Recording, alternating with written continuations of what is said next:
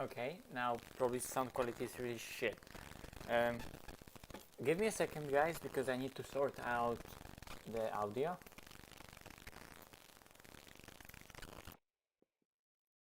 And oh, okay. It only took changing the microphone from one to another, and it fixed itself. Okay.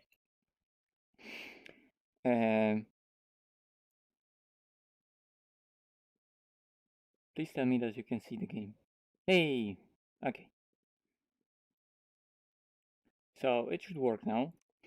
I'm gonna go to GT4, KYALAMI, 718 Cayman. That's what we're racing in ACR Earth Tour, not World Tour, Earth Tour. We're going to practice. Let's put it like this: 22 Celsius. No water on the track, and like some clouds, but only a bit. So that's it. And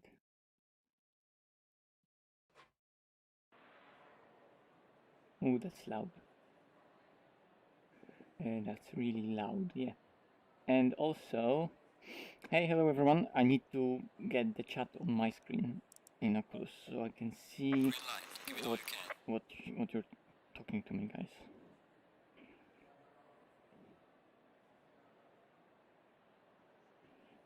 Okay.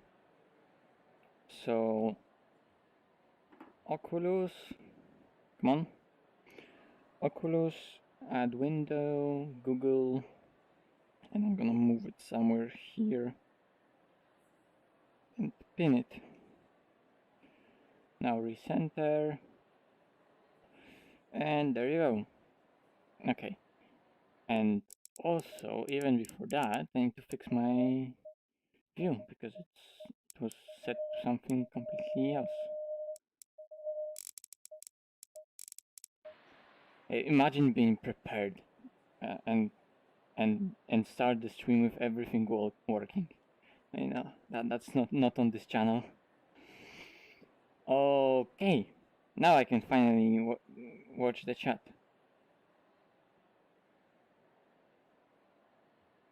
Okay, it's good now. Also, tell me the sound of me versus the game. This game might be a bit loud, I guess.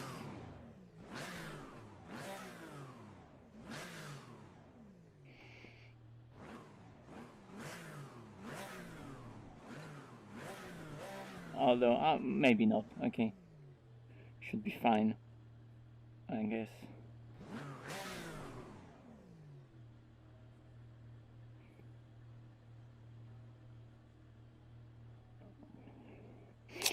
Yes, I'm always driving in VR. I don't know if it makes the driving faster or harder because I haven't driven the screen for ages, so I can't really compare. Hi Coconut. Hi Vancy. How Danny.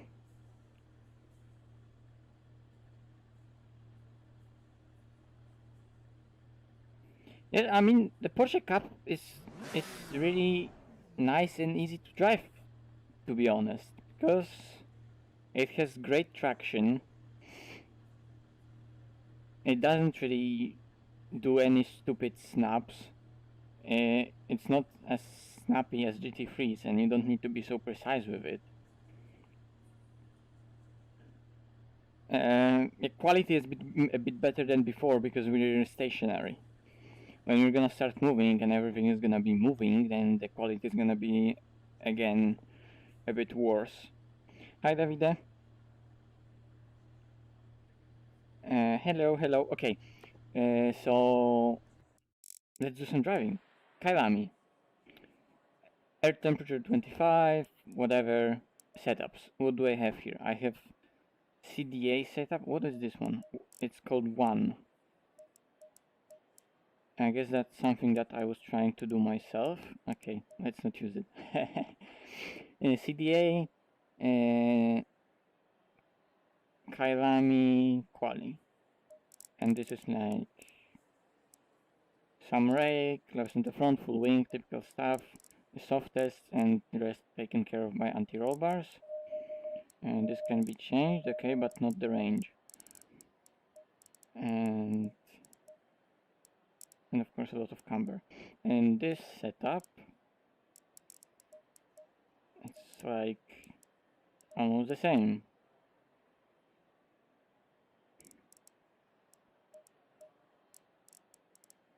Whatever.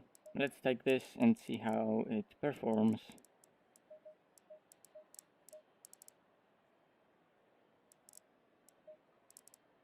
Continue. Okay. Back to the chat. Back to the chat.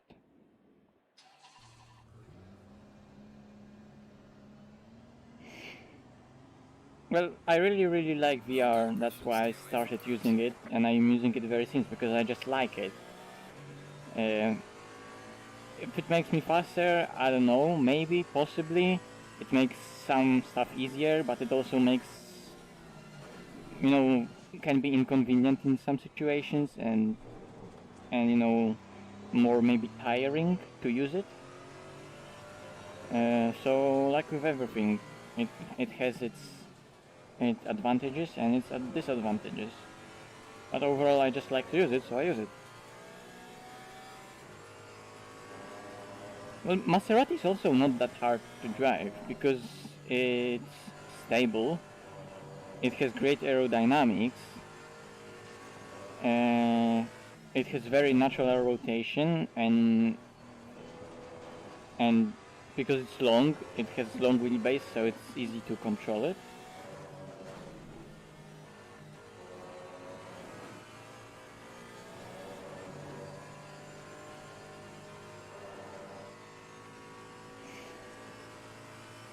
Yeah. Well, I mean, I could use a monitor, but the monitor that I usually was using is not like with me. It's in another town, in another flat where I was living before pandemic, in other city where I was studying, and some stuff is still in that flat there. In case, you know, pandemic ends and then I go back to another city, because, you know, I'm still studying there.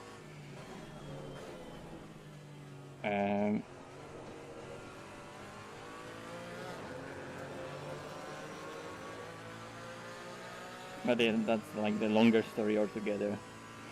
I don't have a monitor anyway right now. I have only that laptop screen. For doing everything else, it's enough. And when I drive, I do it in VR anyway. Even if I would have the screen, I would do it in VR. So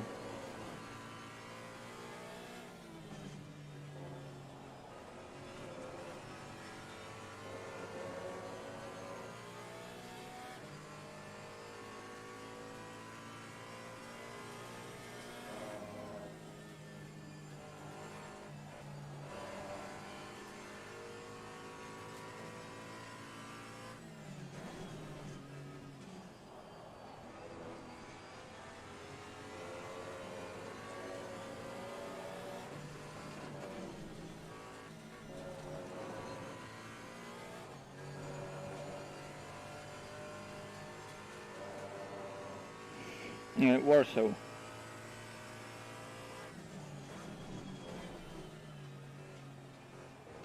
The capital city.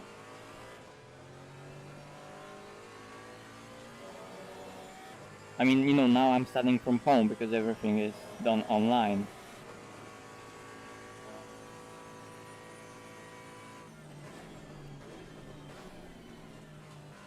And of course we all thought that it's not gonna be as long as it is, and that it's not gonna last as long.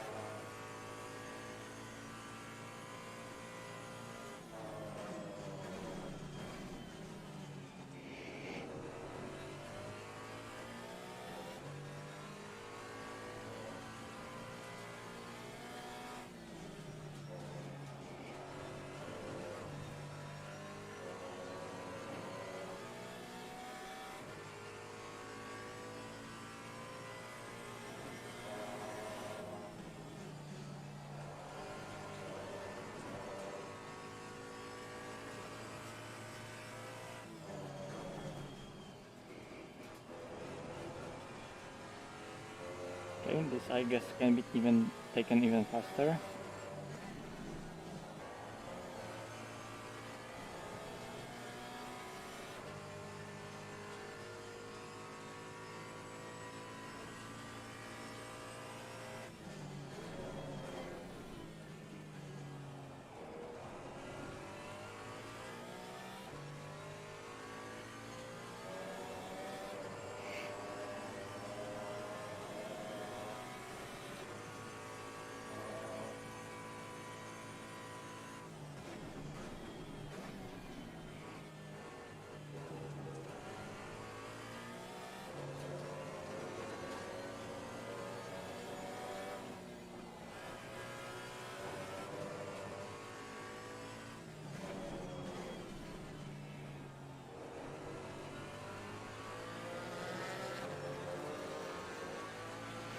Okay, 150.4.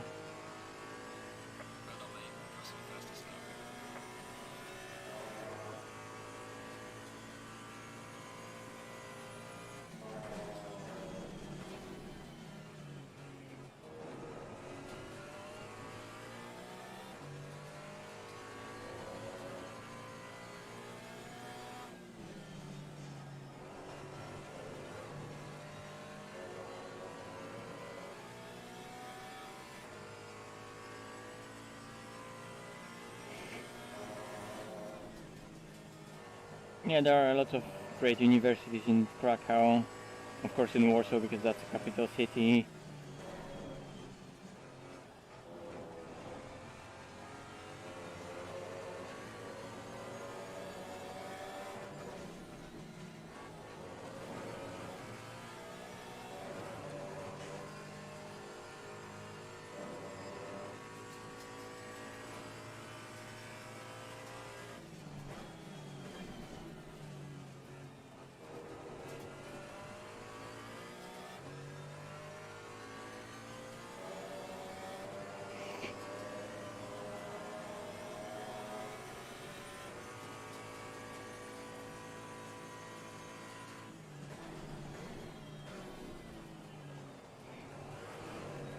And there it is. Rear wheels locking.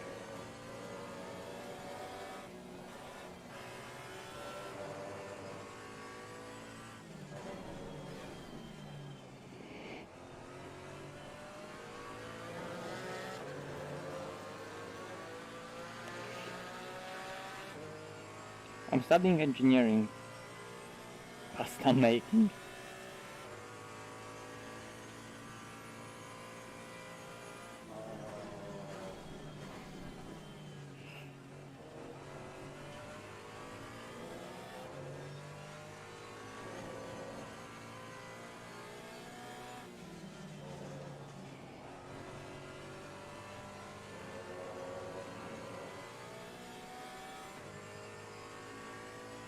I hope maybe it rains.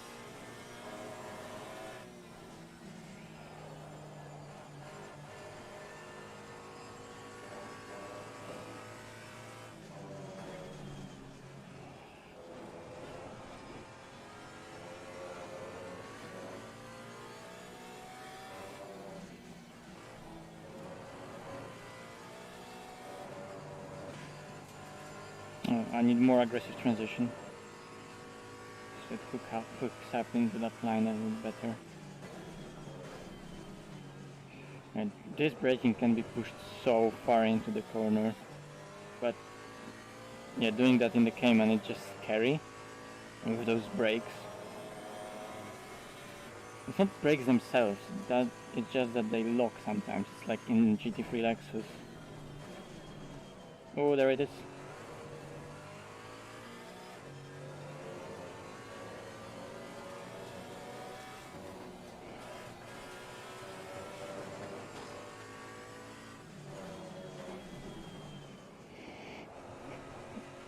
And then it goes into that weird rotation. It's not weird, but it goes into that rotation.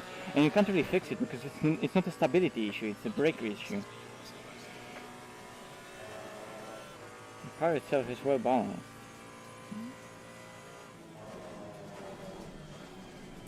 And brake balance is also kind of balanced. because to fix it I would need to... Well, we can try go lower fuel load even. 1, 2, 3. 1, 2, 3. Like the brake balance is quite high, 54. Let's even go like 56. 6. It won't really fix it, will it?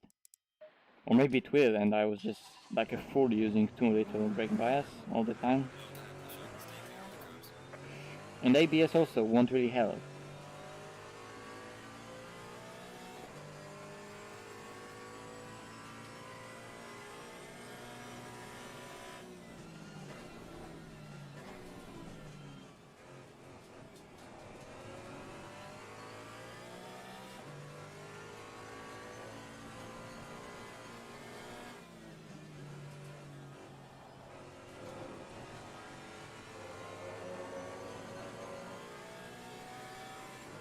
So today we are using the yellow version of the livery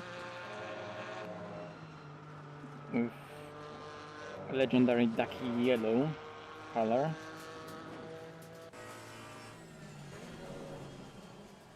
Now you see, it was okay, cold tires, but it was still locking the rear brakes.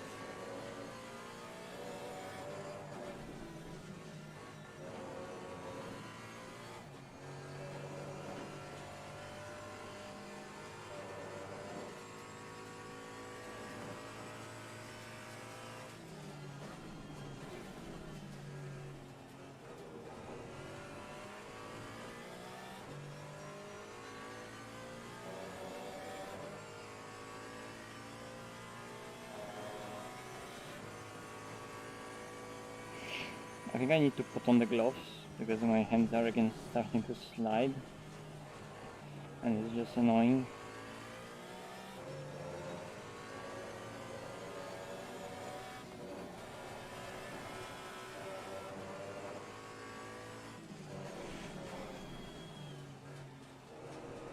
Yeah, watch, I'm gonna perform what's called a pro gamer move, chase cam in VR.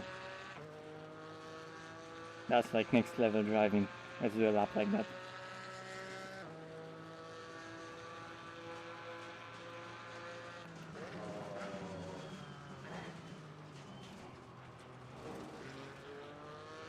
It's weird because I need to look into the distance where I'm going and I need to like focus on the car itself in my peripheral vision to know where it is. Whoops.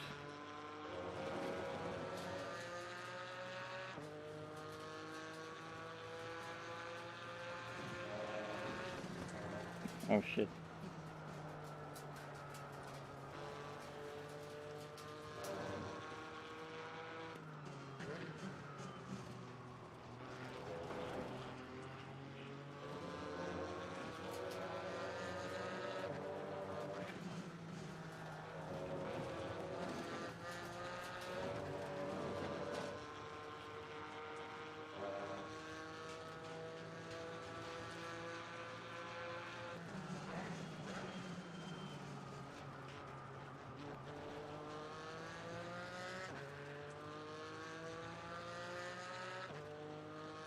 I gained like a 10th on Lear code. Lol.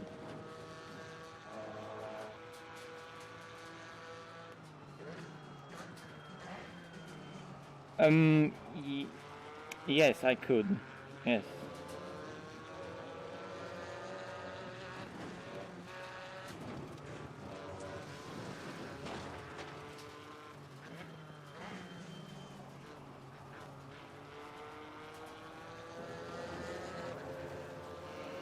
Okay, 151.8.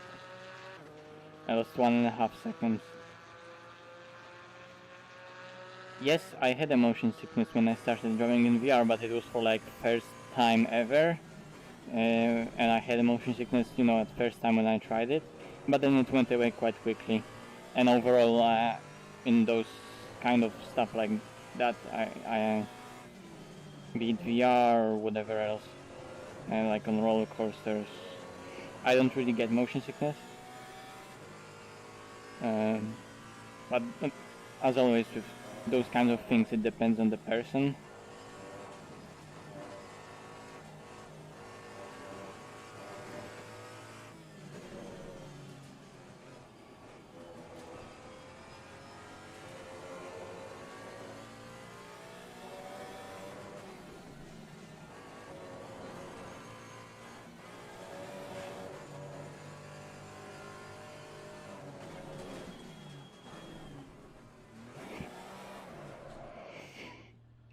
let's do what Sergio suggested. So yeah, if I'm gonna make this lower, make pressures lower by 2 clicks because they are gonna be influenced.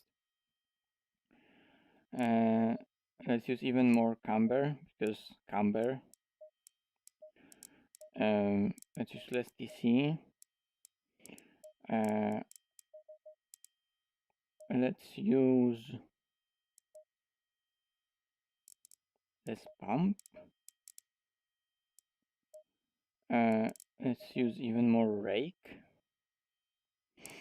And I want to check out this. I also want to check out like lowest brake balance, how it will behave.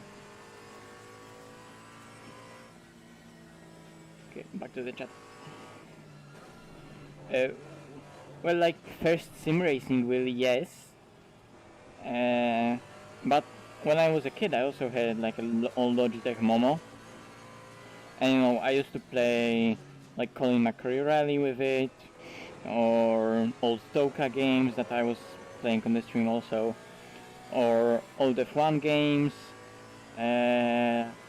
But you know, I was just playing them as a 7, 8-year-old kid, not really being into sim racing, but just playing them as a game, and I enjoyed that wheel as a toy.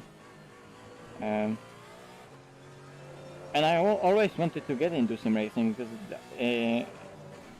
I was really into it. It interested me. I also always wanted to do it, but I never had a proper wheel, and that Momo wasn't really performing any good.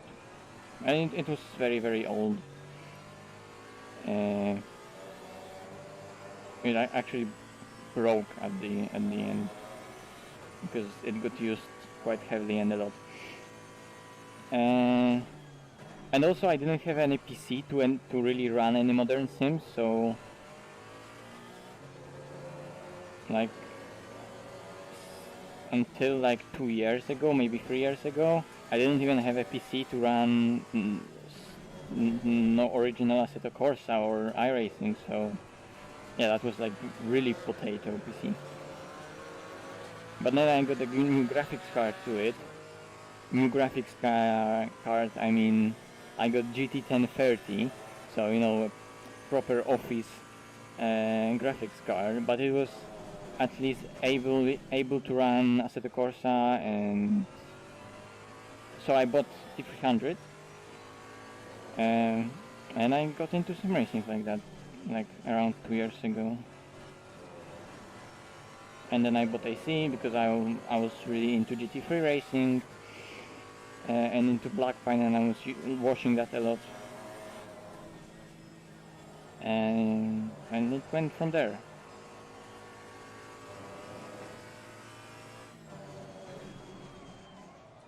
Yeah, it locks up those brakes a lot.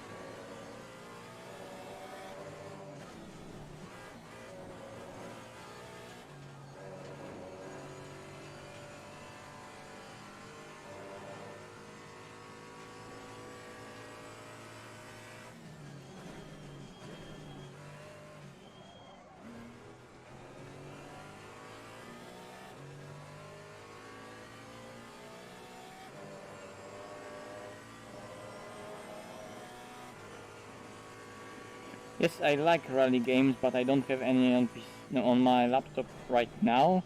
I had a Dirt Rally and I wanted to stream it, but then I had to delete it to install Cyberpunk because I'm lacking a bit of space on the drive. But I'm planning to maybe download some Richard Burns rally mods and try them out. Yeah, probably right now GT1030 is quite a good graphics card. Yeah, because it should be available, right? And no one will be really using it for mining. Okay, so low brake bias doesn't work. So let's go with really low ABS. and like I was using, what was it, 56 something. Let's use 56.6.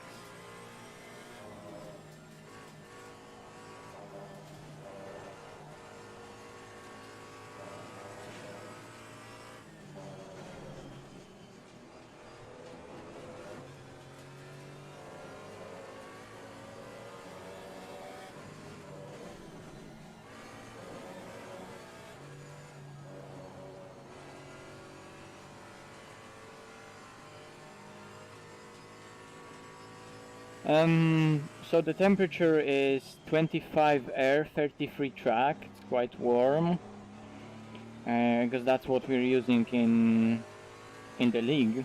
What's the time, by the way? Oh, so we have like 3 hours before the race even. So, you know, I'm gonna test this and then I'm gonna do probably some other stuff as well. So anyway, it's 25 air, 33 track. It's 45-minute race, so then I'm gonna put the fuel into the car, but for now I'm just testing for quali. And the lap time that I did was 50.4, the fastest one. 150.4, obviously.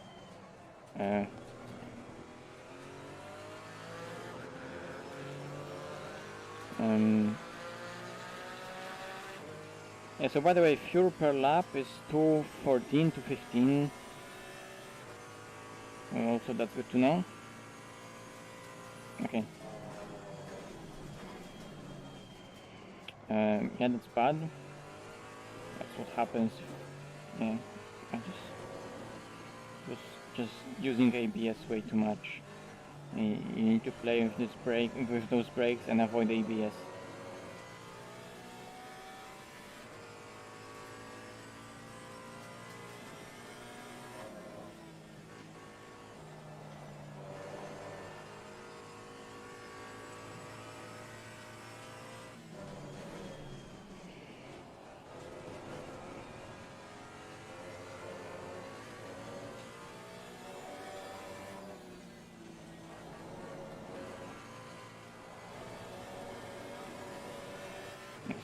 So I can see that you can attack the first curb a lot.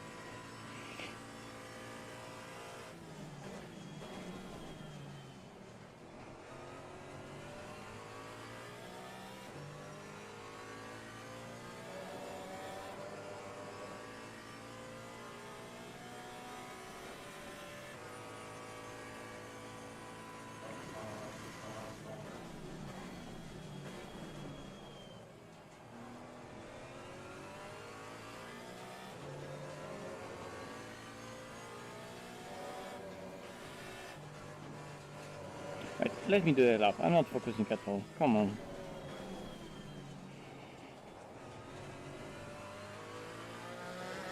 Like I said, today's gonna be a pain because, like, the Cayman doesn't even have bad BOP for Kyalami or anything like that. It's just, it doesn't suit this because of those brakes.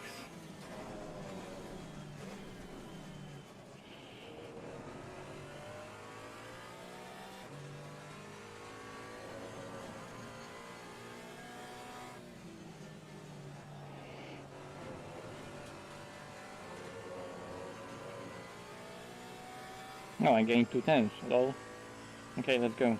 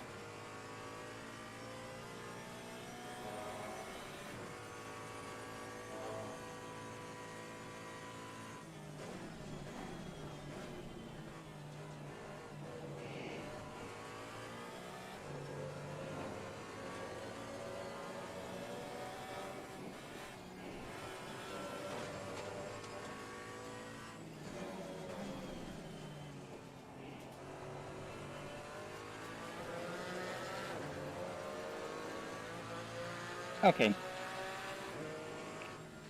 Nice. We're into 49. And it's quite hot. So I'm okay. 25 air 34 track. That's not hot, but that's quite warm. Hello, Evening Silver. Okay.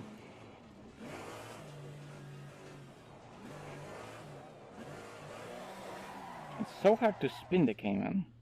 It's interesting.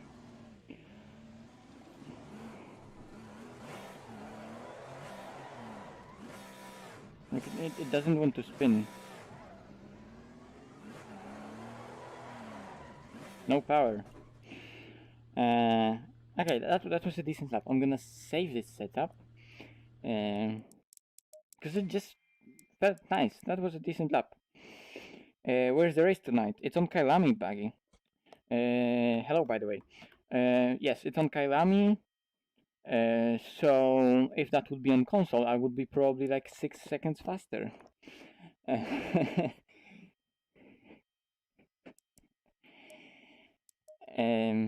So yeah, that felt nice.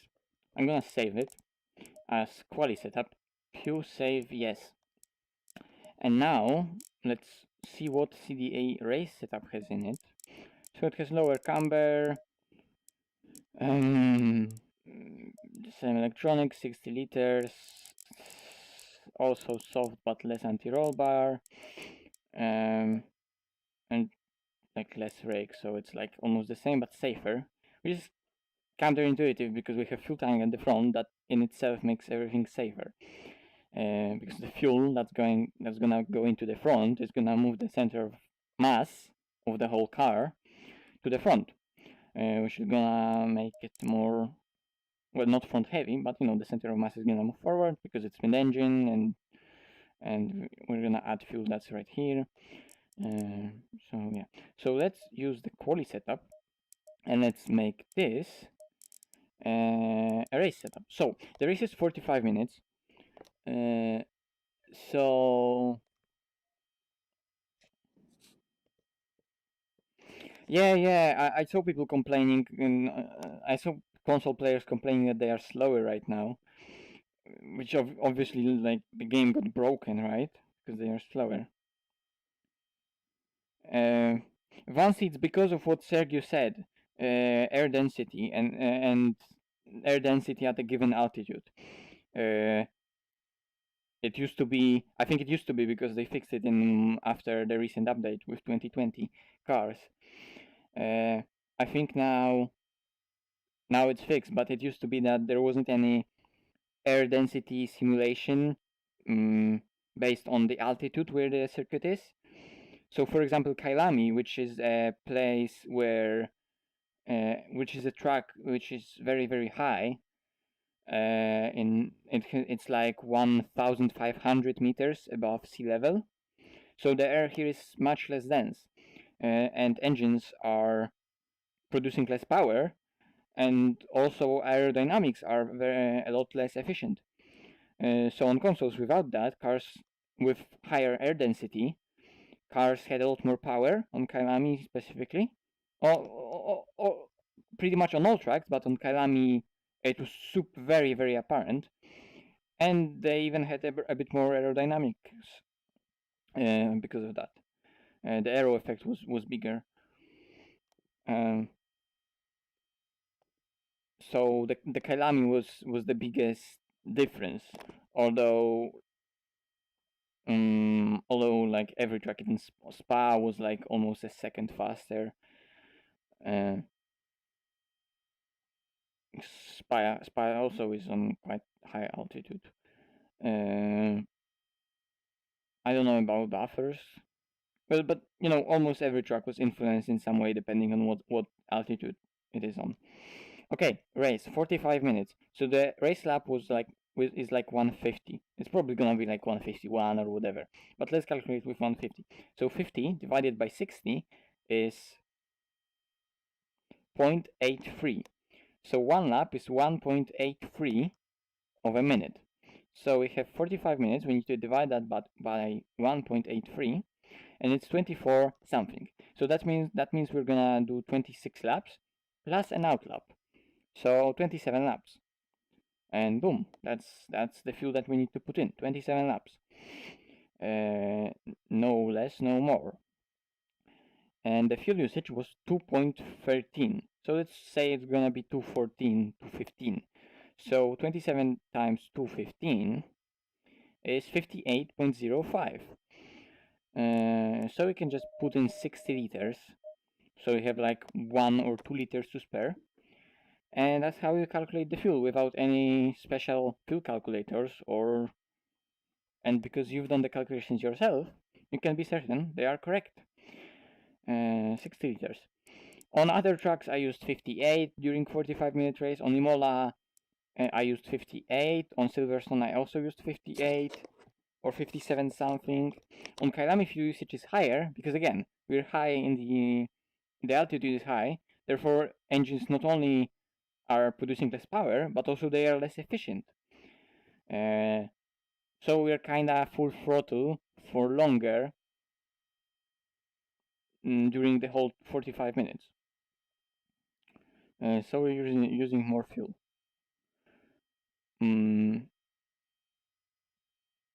Like, you know, fuel per minute is higher because we're using the same kind of engine potential, but it's producing our less power and less speed. So we're using the same amount of fuel to travel slower. So the difference at the end is like 1 or 2 liters. So like on KYALAMI, the fuel usage is higher than on other trucks. And we have naturally aspirated engine, so well, anyway, why am I even ranting about that?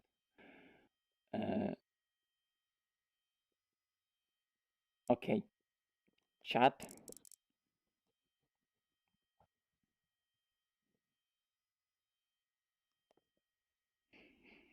Okay, so 60 liters, and this camber is way too high. So let's reduce it to, what was it in CDA setup? 4.5, 3.9.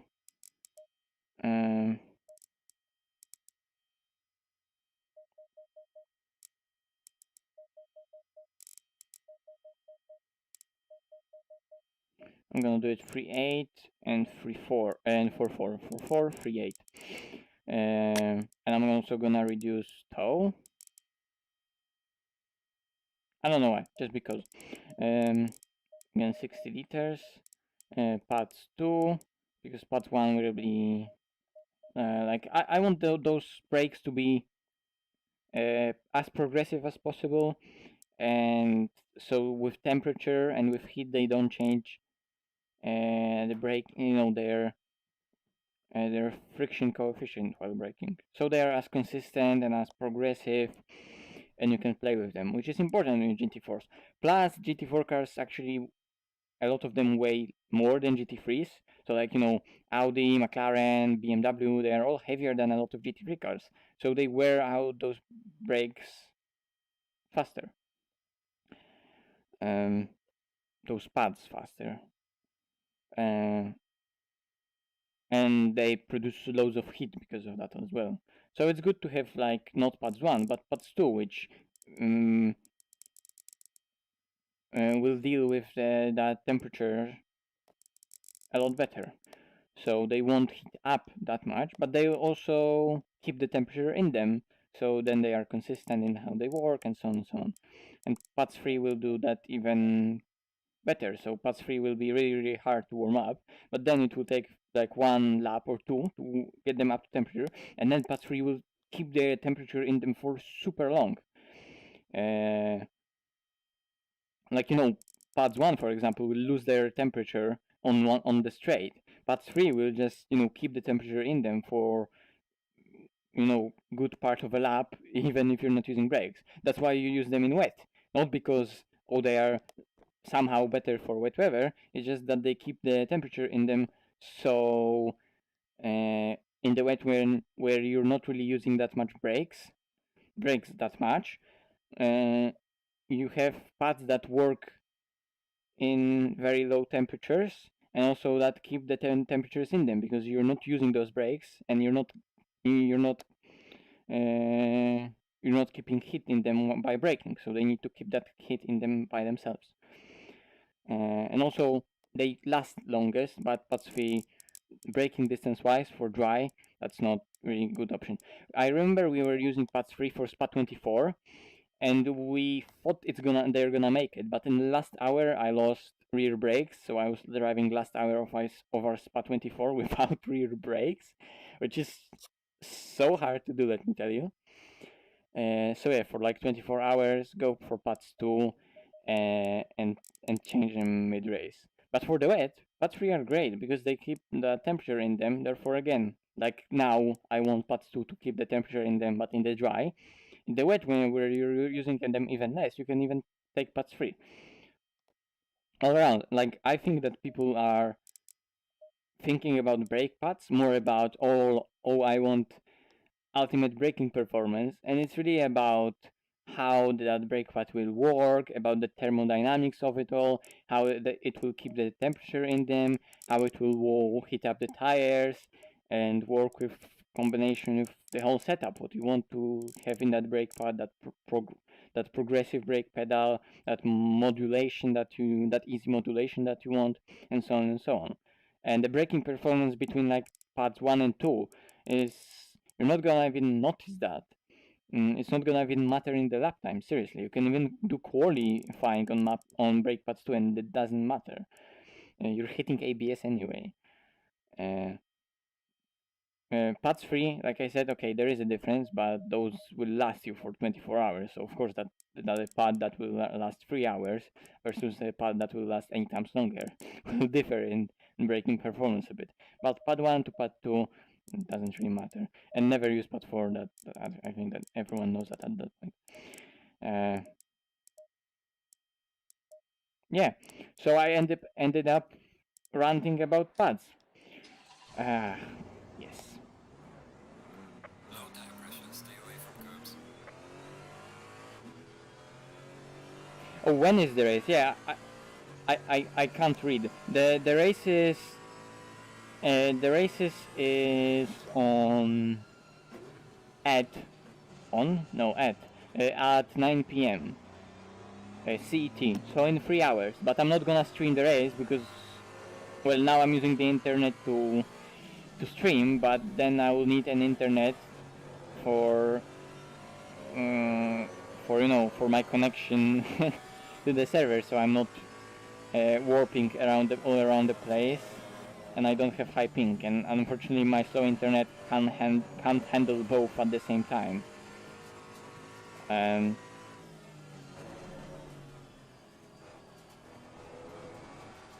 But yeah, since I'm doing practice anyway, and I don't really have anything else to do today, I can stream a bit.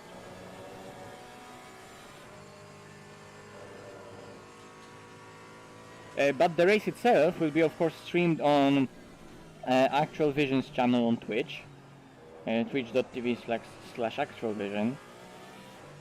So the link is, of course, on his Discord. Probably everyone knows him. There's a link to his channel, to his Discord on my Discord. And maybe also before the race itself, I'll maybe notify everyone on Discord and link his streams so they can watch. The races are always really fun. The commentary is always great. Actual Vision does really great commentary. Considering he's doing that it by himself, he's doing a tremendous job. So yeah, I'll link that later. Definitely check that out. Come to France.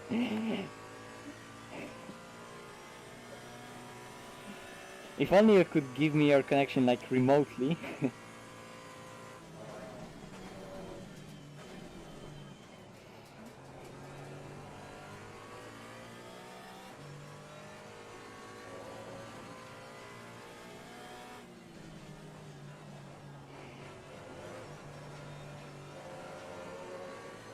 Hello Andy.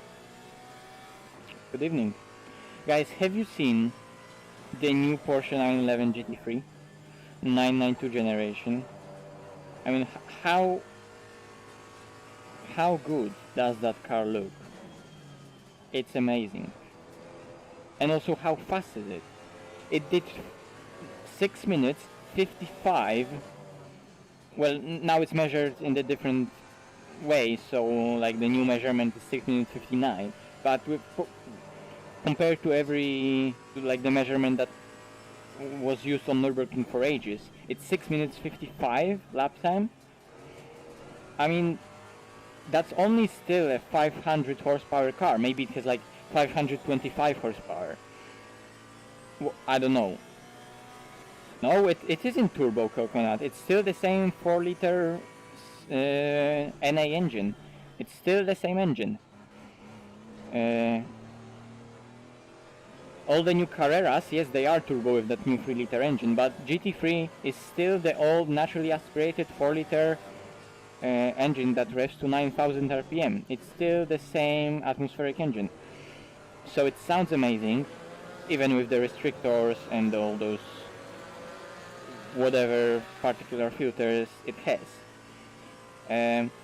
It looks chunky, yes, it's bigger of course, but it's lighter, or maybe not lighter, but at least it's not heavier than the predecessor.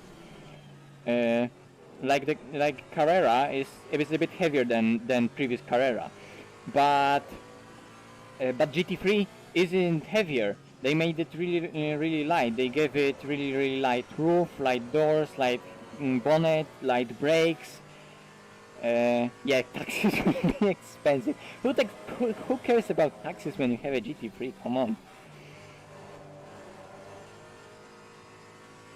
Yeah, and now it's got extra witchcraft, which are called double wishbone front suspension. Witchcraft! How does it work? Some magic technology in the front suspension. Double wishbones. Never heard of it. But yeah, it looks amazing. Already on Porsche website there is a configurator. Well, you can go and configure your GT3 and see how it looks in different colors, different options, and so on and so on. Also see how much it will cost, but like, who uses car configurators to see how much the given car will cost? We'll do that to play with with the option and see how it looks. So there is already one on the side, but it works. Today it worked so slow, so I couldn't play with it. But it is there, so you can already go and check it out. How the car looks in different colors, different wheels, and that new launch color, the blue one, looks amazing. And the whole car has such a nice stance, and it has, in my opinion, really beautifully looking front end that looks completely different to the Carrera. I absolutely love the new front end, and that Swan type rear wing also looks really great. Really great. Okay, so I was talking about that lap time. I mean, it did 655 on the Nürburgring, and it's still like, what, 525 horsepower car. And that's still like faster than 918. Faster than 918 with a car with a 911. That's still like 500 horsepower car, and 918 had almost 900. So that's what, 65% of the power, and it's faster. It's just witchcraft.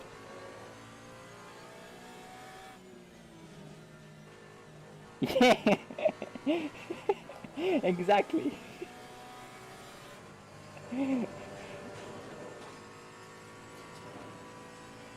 Exactly, sir. Exactly, Sergio. Yeah, but today it was working so slowly. Like, you wanted to change color of the car and paint, so we clicked on the first color. It comes in white. It starts white, and then you want to change color to even see what it will look like in different color, and it takes like 2 minutes for it to update. It was so bad today. But yeah, it is there. You can check that out. And I'm so hyped to see the reviews of the car, to see what various journalists will think about that. I can't wait for Chris Harris to review that car. I absolutely love Chris Harris as a journalist. So I can't wait for him to get his hands on that car. Because in my opinion Porsche again done a sensational thing. It looks great, it sounds great, on a paper it looks great, it did that amazing lap on Nürburgring and the stats seems amazing. They're saying that as always they're thinking about the driving experience itself and so on. So yeah, I can't wait to hear what it feels like and how it is to drive. Who knows when? I want that car in AC3. Probably someone will do a mod to Assetto Corsa soon. Or maybe it's already there. But you know, mod is still a mod. It's nothing like the like you know officially done model.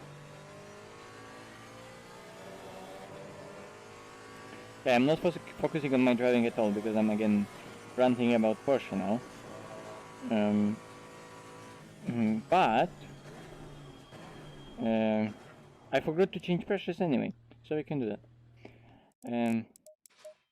Because we have now fuel in the front, like I said, center of pressure moves to the front. Sorry, not pressure. We didn't do anything with arrow. Center of mass moves to the front. So we have. Let's move this to back what it was. So we have the car that's balance is a bit different. Plus we have the fuel on the front that puts more weight on the front tires and more load on the front tires. So fronts are higher pressure. And because the balance overall is a bit more towards understeer, the rears aren't working that hard. So they go lower in pressure by like 0.2. But it's always something if you want the car to be balanced. So to balance that out, let's go like 0.1 at the rear more and 0.1 at the front less. Let's just use that camber because like okay, the tires will die by but whatever. I want speed. Let's preload.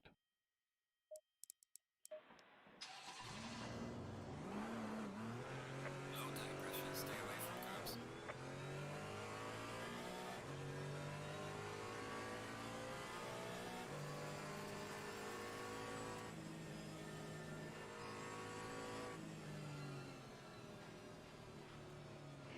Well, yeah, I wonder if it's still gonna be as daily drivable as the previous one because like current GT3 being a 911 is still drivable. Again, Chris Harris uses his GT3 Touring as a daily driver. So yeah, let's see how the new one will be because the 992 Carrera, the new generation Carrera, is still a great daily driver. And okay, the new Turbo and Turbo S are stupidly fast for the road and not really usable. It isn't really a usable performance on the road, but they are extremely capable. Nevertheless, they are still good daily drivers and usable on daily basis. So let's see how it's gonna be with GT3, because even though it's still a really fast sports car, GT3 never was a supercar. It's still just a capable, very super capable, but still a sports car. And you should be able to drive it on the road, and a lot of people do still. And for example, you know, Chris Harris uses his GT3 Touring on daily basis. So yeah, let's see. Like I said, I'm excited to hear what it's gonna be like.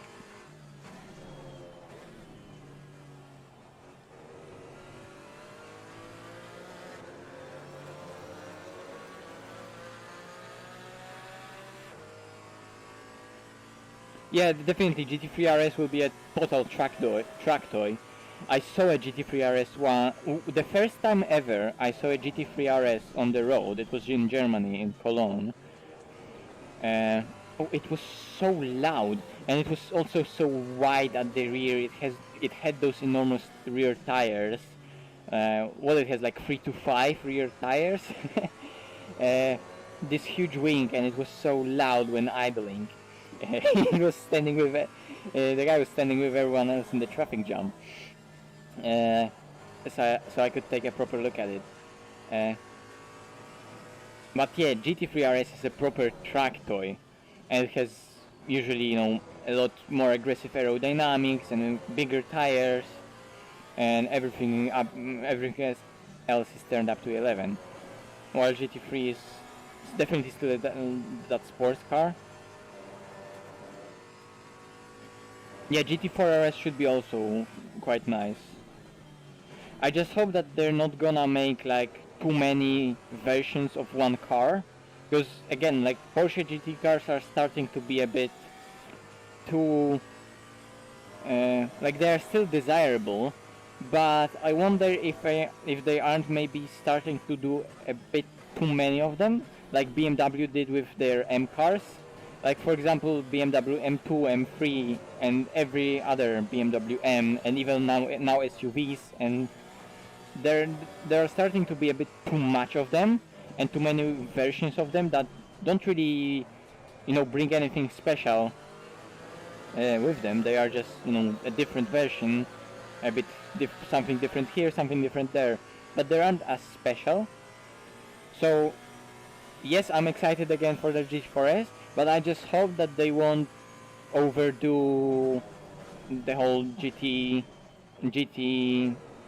lineup with too many products, you know, because Porsche GT cars are very desirable, and they are going for huge money, very stupidly, and they're probably going for too much money as new cars, and they're holding their value because of Porsche fanboys like me, although I still think it's a bit stupid the way how they keep their value.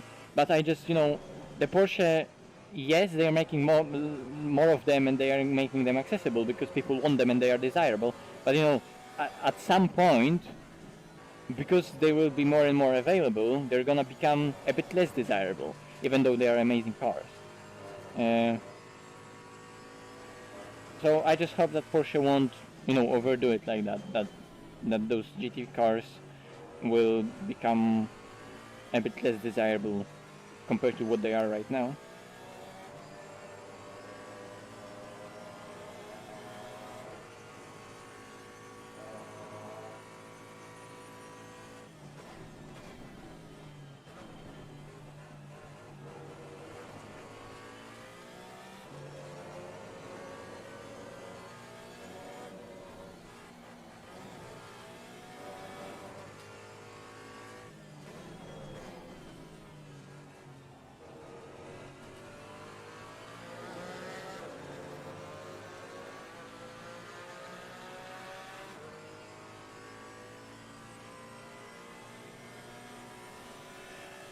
I don't understand, like, if I would buy any car, I would always buy a manual. Always. No matter what the car. Even if it's a track toy, I would buy it with a manual. Like, okay, maybe BAC mono, okay, that one has a sequential gearbox. But, you know, it's like a proper race car gearbox with straight cut gears and air compressor. And it's... and without synchronizers.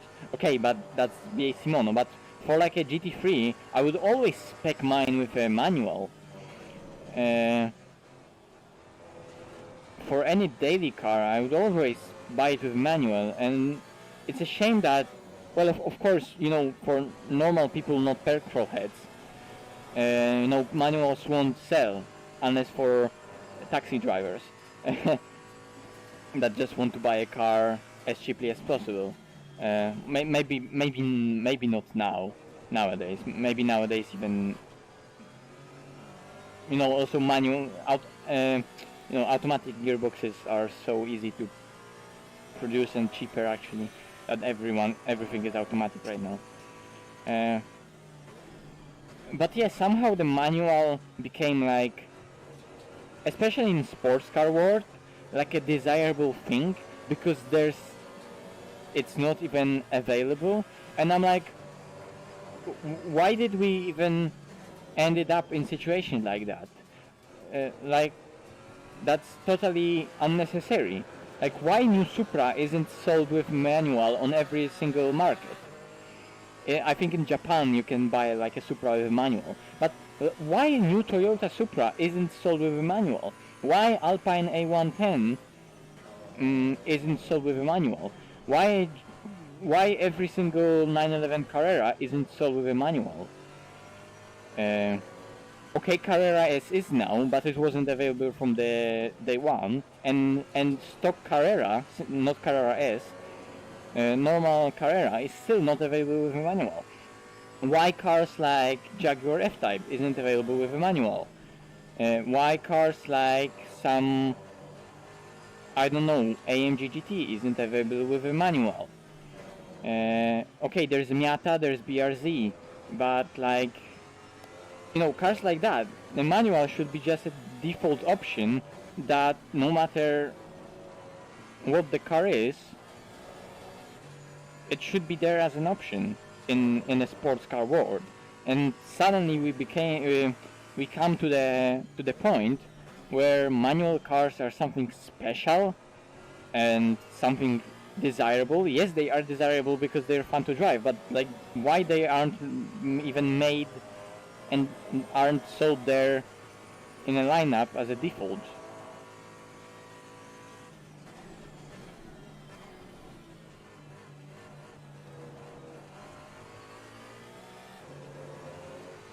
Why, again, like BMW M3? Okay, the new one is sold with a manual, and that's, wow, great, finally. Okay, BMW M5 is now a bit too big and too powerful to even sell it with a manual. Like, the type of that car changed a lot over past years. So the previous generation M5 was the last one with a manual. But again, AMG cars. Where are AMG cars with manual gearboxes?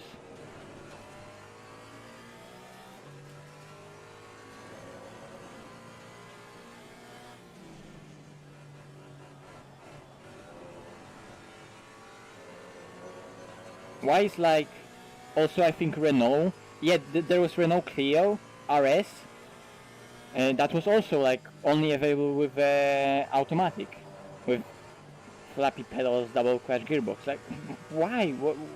Why would you do that? It's a Clio, it's a hot hatch, it's for driving pleasure. Why would you even do that with manual, with automatic gearbox?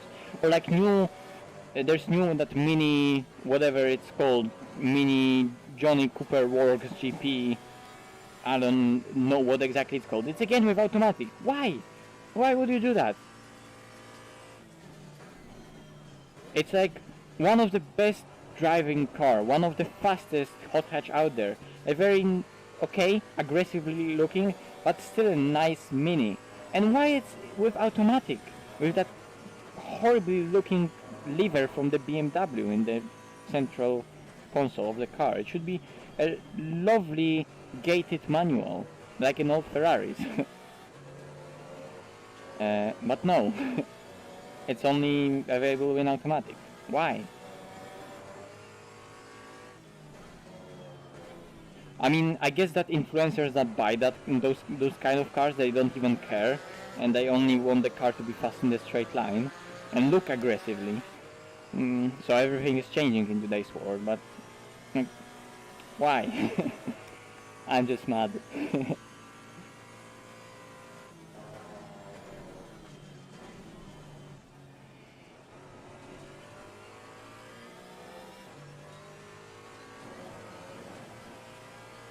There's amazing video.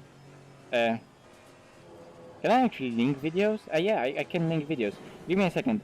I'm gonna send you a video from channel called Carfaction. Probably people that come to a channel like this probably seen it already a lot of the times. But it's an amazing video. YouTube. Be right back. Actually, let's go to desktop so we can see what I'm doing.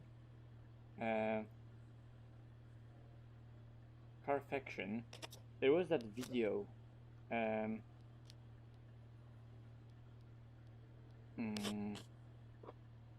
with actually a previous generation, now previous generation, because of course 992 is out, previous generation 911 GT3. Let me find it. This would probably be quite a long scroll right now.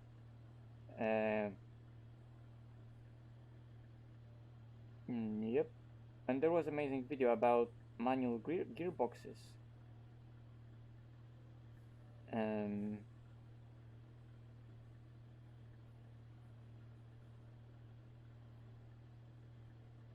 Holy moly, there are a lot of those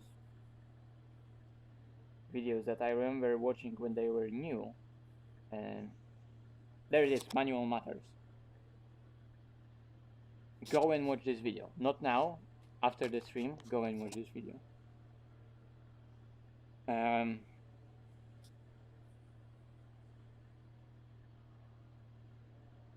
Yeah, Doug Demure, Man of Taste. Go and watch this video. I'm gonna link it twice because I can.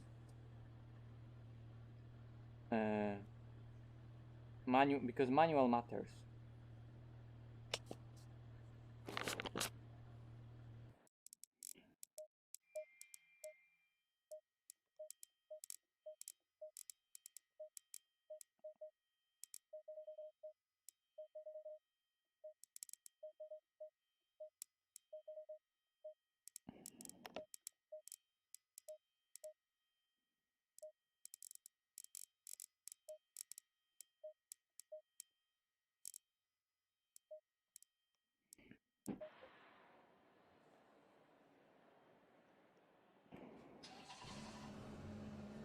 Yeah, engineering explains also amazing.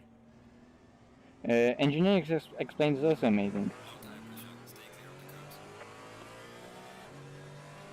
I haven't watched his videos in a while though. But yeah, he used to have that amazing Honda S2000, right? But now they are shooting up in values so rapidly. But yeah, pre-facelift Honda S2000. Oh, that's an amazing car. I mean, you remember me driving that in Assetto Corsa, right? And that mod from S2000, because I also really like that car. Like in my opinion, that's one of the best Hondas ever. That S2000, even better than NSX. I'm not really that much of a fan of NSX, especially not the new one. I don't like the new NSX. It's no longer a sports car or a drivable supercar that it used to be. It was more of a like very techy supercar, and it wasn't Japanese. We all know it was made by Acura in America. But yeah, back to the old Hondas. I never really was into all that NSX hype and old NSX. I didn't really like that car that much. But that S2000, that's a great car.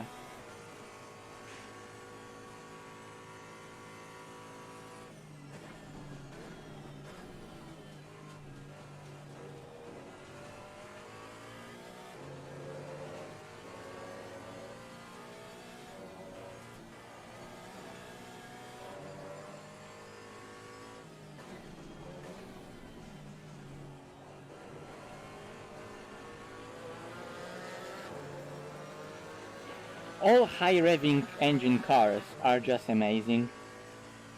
I think we can agree on that.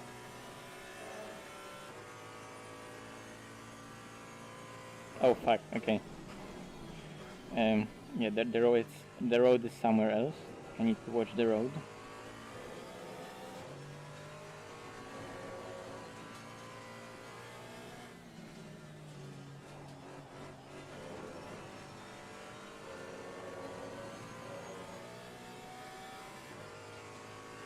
The fastest car I've driven was Ariel Atom on the track, but that one was pretty scary. I remember driving that KTM X-Bow, Crossbow, whatever you should pronounce that name, X-Bow.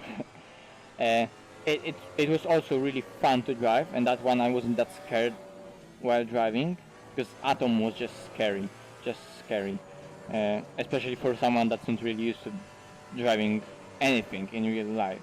So Atom was scary, really fast, and through the corners it was amazing, but on the straight it was scary. At least, you know, as a first experience, that was scary. The crossbow that I driven, I was way more confident because I drove it after I drove an Atom, so then crossbow felt like slow on the straight, but because of that I had more confidence in what I was doing, so I could push it a bit more in the corners when I was driving those two on the track. So those were probably two fastest track cars that I've driven. That's this Atom and Crossbow, and Crossbow was really fun. But with any sports car road cars, I haven't driven anything fast, apart from that AMG GT4 that I also posted somewhere on my Discord. I have still a photo of that car. That was amazing driving experience, because I thought that, you know, with all those things that you hear on the internet, that new cars aren't really that much of a driver's cars, and they are really, you know, focused on the tech they have, and they don't have that much feel in them, you know. And I drove that car, and it's not like that this car in particular had bad reviews. No, because everyone loves that car, and everyone knows that the AMG GTR is an amazing car, extremely capable, and it's one of the best sports car of recent years. And I drove that one like pretty hard on public roads, but we were some back roads, and I was pushing it properly.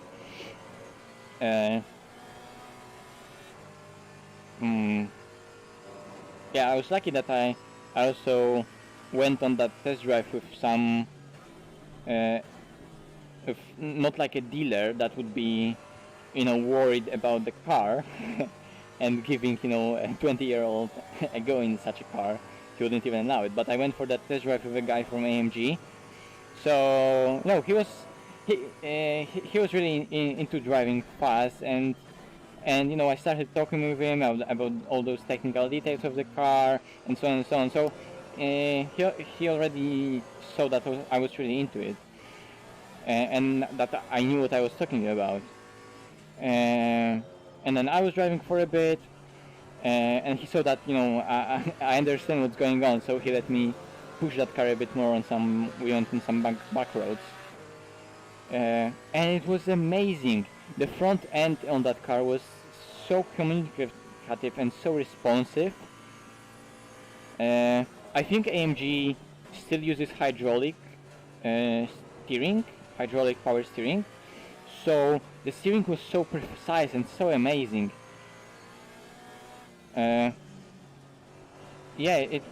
it was just an amazing experience, and it wasn't even that fast car, because then we hit a highway, so, you know, I of course did a couple of runs from like 0 to 200 just for fun, making sure police isn't there. Should I even talk about this on the stream on the internet? Probably no. Anyway, we did some of those runs, and car like this, 500 horsepower, 580, something like that, it wasn't really that fast on the straight. Definitely not compared to like this aerial Atom, which was just surreal how powerful that car was with the supercharger. Yeah, but that AMG GTR was just amazing driving experience on that back road.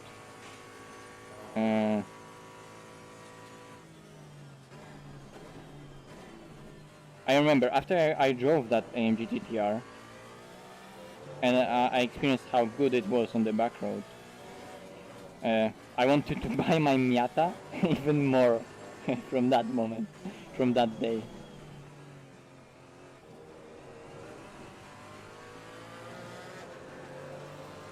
Yeah, okay, yeah, exactly, we were in Germany. Yes, we were in Germany.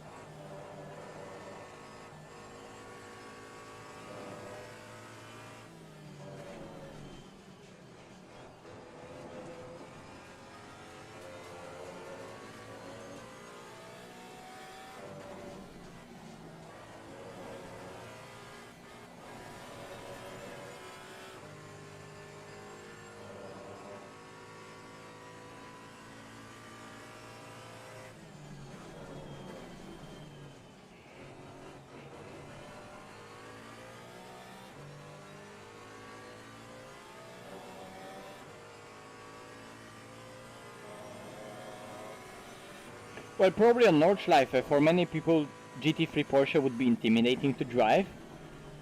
So then people who know how to drive and they take their, like, you know, hot hatches like Clio RSs, or old BMWs, and they know that they have like slicks on those cars and a bit tuned up suspensions. Those cars are fast compared to like someone who doesn't know really how to drive on the limit and jumps into his 911 GT3, right? So on Nordschleife, probably on Tourist and Farden days, there are a lot of situations like where, you know, people with their 911 GT3 go first time on the track, but they are really intimidated by the car, and people who really know what to do and they are experienced with track days, they go out there in their Clios and they are just making fun of those other people in their fast cars.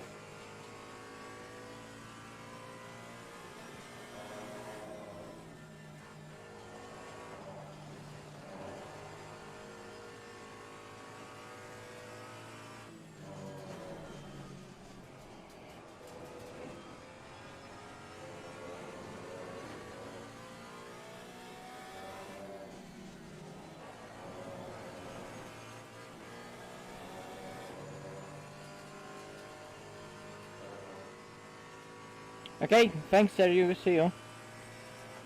Have a good one.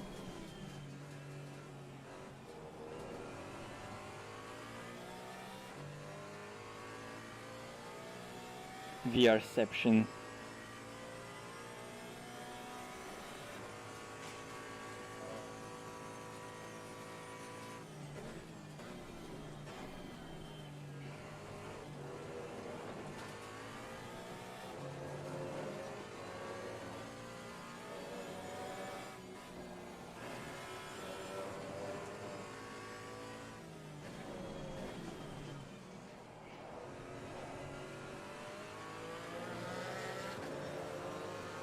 Okay, so 51 flats, that will be the pace for that race, whatever. Yeah, I wasn't even focusing on driving, but I was having amazing time chatting and ranting, mainly ranting. That setup feels nice. I'm gonna save it as 1. Yes. So I'm gonna have quali setup, race setup, and yeah, whatever. I'm gonna use later that in the race. But what's the time? Yeah, I probably want two more hours until the race, so I can do some other stuff. But let me catch up with what was going on here.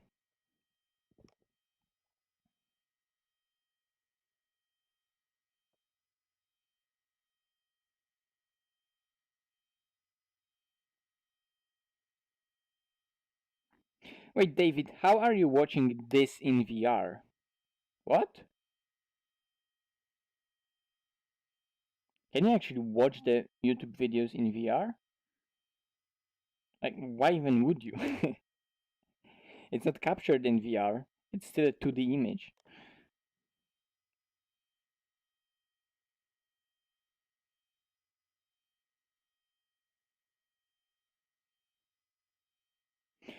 I'm gonna show you the setups. So it's like Coach Dave Academy setup. So yeah, sorry, Coach Dave. But this is how it looked like. Okay, it got modified by me. So those are the pressures for those given conditions, like 25 or 34 track. I increased camber because how much camber do you want? Yes. You can go 5 all around. There's no need to go 5 on the rear. But that's only quali. Like, those tires would explode with so much camber. I don't even know if it's maybe even going past that camber limit or going past what tires are using to generate most amounts of grip. Anyway, electronics turned out to minimum, but still on. Little fuel because that's quality. Again, softest suspension, and you're playing with the balance with RT roll bars. It's like literally the same what you're doing on every car, because the setups in GT4 can be like really generic and will work for every track. On some GT3 cars also, although like for the Porsche 911, you need to really make a track-specific setup. And aerodynamics, again, full splitter, full wing, and add a bit of ride height to give it rake, but use that full wing for stability, and then you can throw it in with suspension being more onto oversteery side. Yeah, I actually don't even remember using harder suspension on that car. I don't even remember how aggressive preset looks like. So aggressive preset would be a bit less camber, a bit, but only a bit. That car likes the camber. It has harder suspension, or at least harder springs, and anti-roll bars more into a lot less the rear anti-roll bar, right? Dampers are almost the same. There's almost no need to touch them, and in a lot of aggressive presets, there's not really that much wing being used. But again, that wing isn't huge, and it's not even producing that much drag, but will give you that additional stability that you really want, and then work in mechanical grip to balance out the car and really get what you want.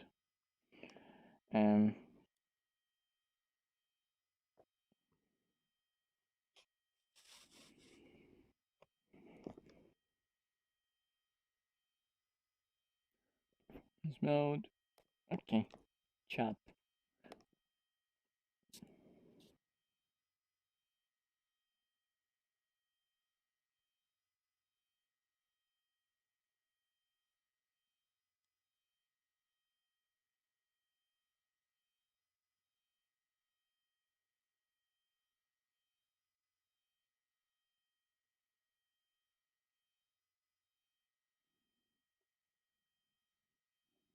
Yes, 2021 GT3 is going 655 on the like old. Well, it's the same layout, but they are measuring time like the old method of measuring the time was like without that straight, where the Nordschleife and Grand Prix track meet. So so the previous measurement was taken without that straight. So it was starting at the first corner of Nordschleife and ending at the very end of the last corner without that straight taken into account. And now that straight counts. So the new time with that straight being taken into equation was still sub 7 minutes, even with that straight, 6:59, and with the old time that can be compared to every other car is 6:55. So it's like what, 20 seconds faster than previous GT3, 20 seconds, and faster than previous GT3 RS, and not like Gen 1, faster than Gen 2. So, and like I said, faster than 918. So it's tremendously capable considering the horsepower the car has. And it still needs to be a capable sports car that's about driving and about using its grip as efficiently as possible and being super effective, rather than just going with like that twin turbo super high horsepower engine. That's the GT2 job.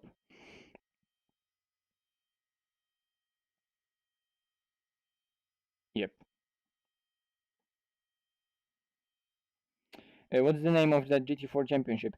It's Actual Vision Earth Tour. Yes, Earth Tour. No, not World Tour, Earth Tour. It's Actual Vision's Earth Tour. I think it's season 3, GT4 Earth Tour season 3. And it's of course the pro split, so the highest tier. And they are 2 or 3 tiers, or at least 2 of them are being broadcasted. So there will be a broadcast of gold race in an hour, and in 2 hours there will be our race, and the race is 45 minutes. So we're gonna have quali that's gonna start at like in 2 hours, right? In 2 hours, yes, in 2 hours, and then it's 50-minute quali, and then we have 45-minute race.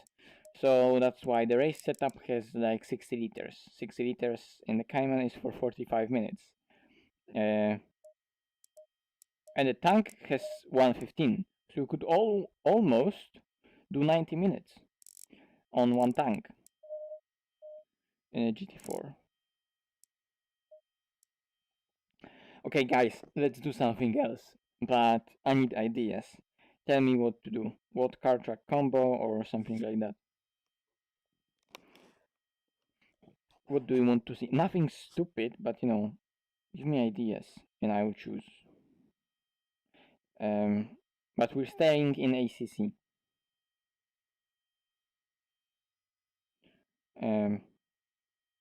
I should do that, and I need to also do something in the meantime. So give me a second. Give me a second. I'm gonna be right back. And it should be now on the screen. Be right back. Yes. Amazing pro streamer move.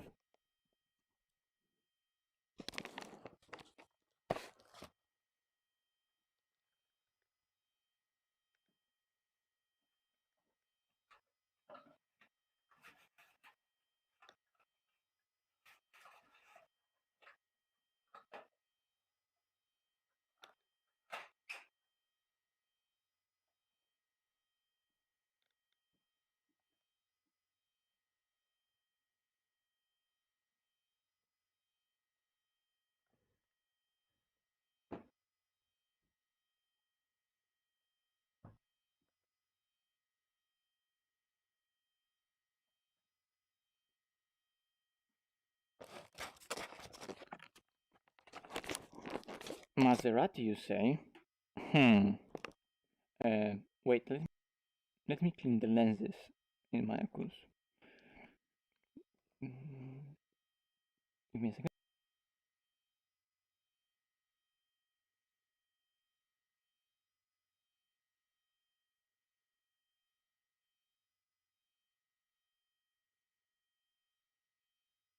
Okay, now everything is clear. Okay.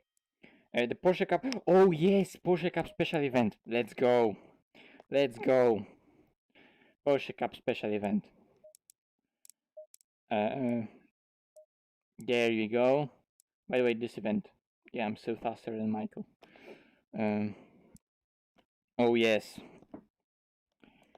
Yeah, Maserati was also a good option, but Maserati special event. Okay, so we don't have clouds, we have water.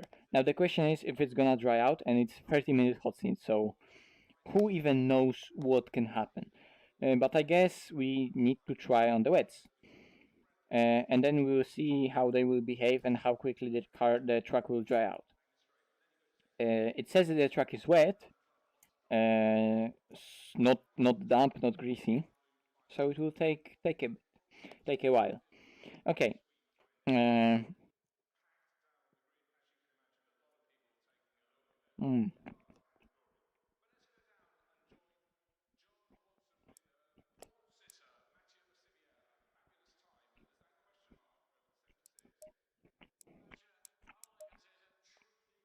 So it defaults to wet preset. Okay.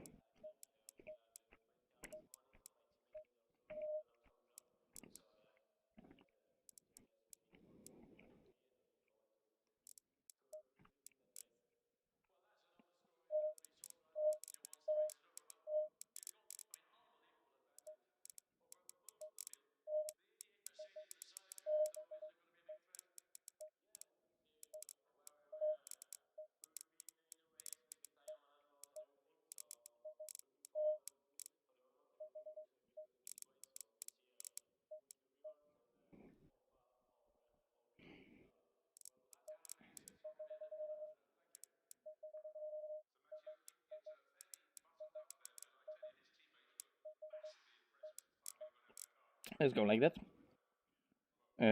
I don't know what I'm doing, so like don't use that. Don't do it with your setup, because those were just random changes that I think could work. Could work. That's a really important word. Could.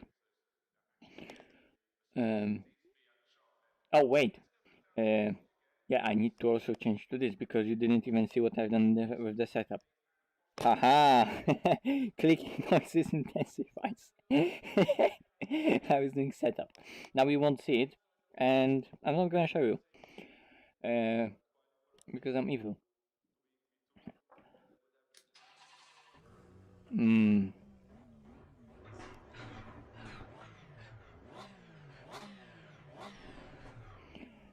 Well, I can always like sit here and wait for the track to dry out. That would be a really pro gamer move, right? Screen, yes, you should be able to see it.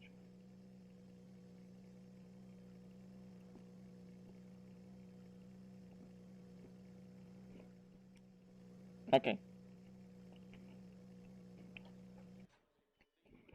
Wrong button. I wanted to turn on the lights, and I shut down the whole car. Turned off the ignition. Well, that's fucking convenient, having light buttons and ignition button beside each other, and while being in VR, not even being able to see them. Imagine that. But I still haven't changed it.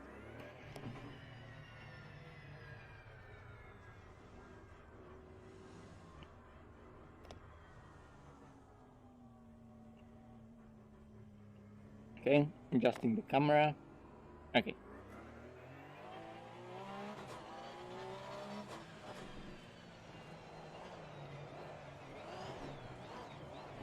Okay, that's too much.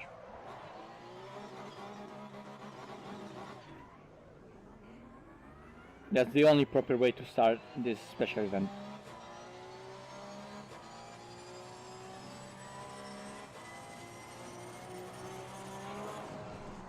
Green light, give it all you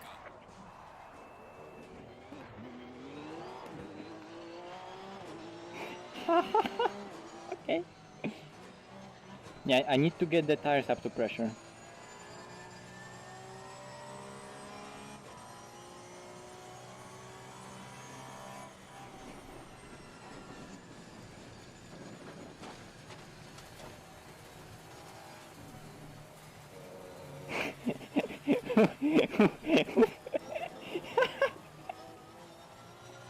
Wait, what? Track limits, no time gain. I just went straight on the maggots buckets and I got no time gain.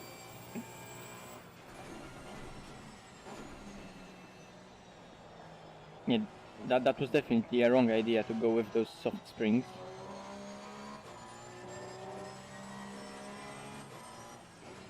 Yeah, but I also underestimated the amount of water on the track. And I just don't have rear grip. Okay, back to the drawing board. Starting line with 360. Right, this session is about consistency. Try to be fast, but don't push it over the limit.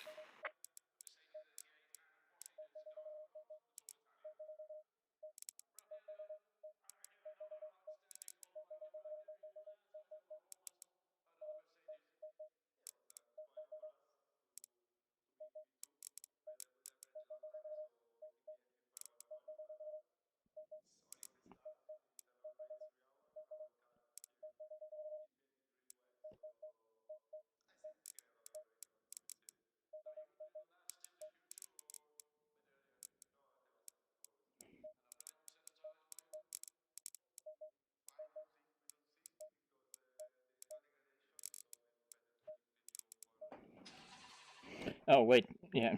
I went there to change pressures, and all I did was change everything else apart from the Right, this pressures. session is about consistency. Try to be fast, but don't push it too much over the limit.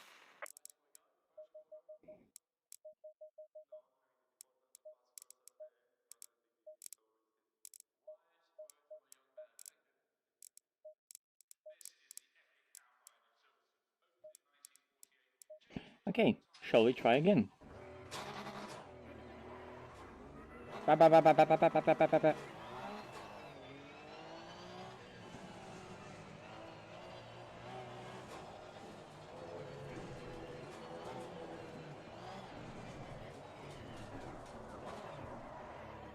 Why can't I ever learn that I should be driving a cup car indifferently on cold pressures? Because the pressures now are absolutely shit. Like I have 27 wet tire pressure. Therefore the balance of the car is so weird that it slides so much. And first you need to get tires up to pressure, and then it will start to behave normally.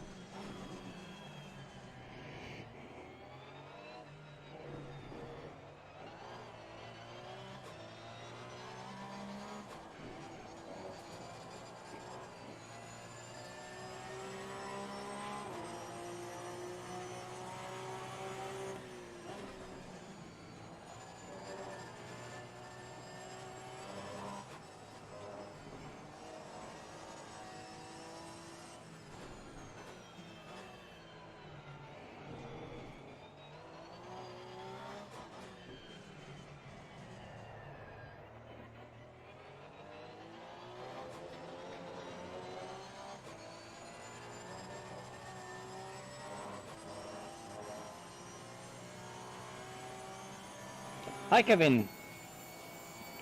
Um,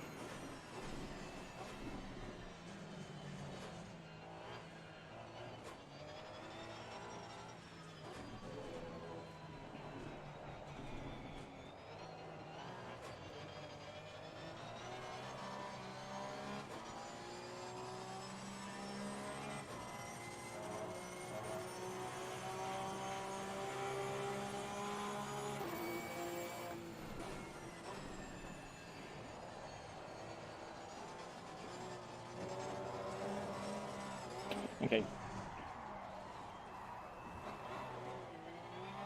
Sometimes you just know that it's gonna go, so then you immediately go into, okay, I'm not gonna try to save it, I'm gonna do a 360.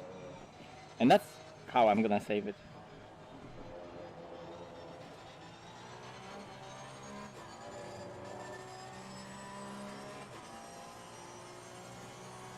Okay, so on that lap I used 2.2 liters. Let's see what the fuel usage is gonna be after 2 laps. I'm still not driving for the run itself. It's more about just about testing fuel usage and seeing how the car reacts and seeing how the pressures go.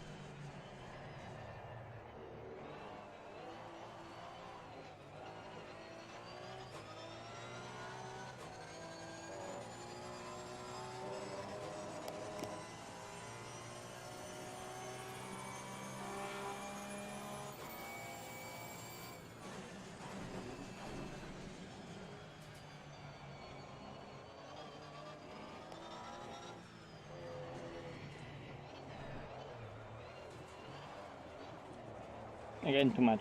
Back. Okay, the fuel per lap won't be really representative with that spin, will it?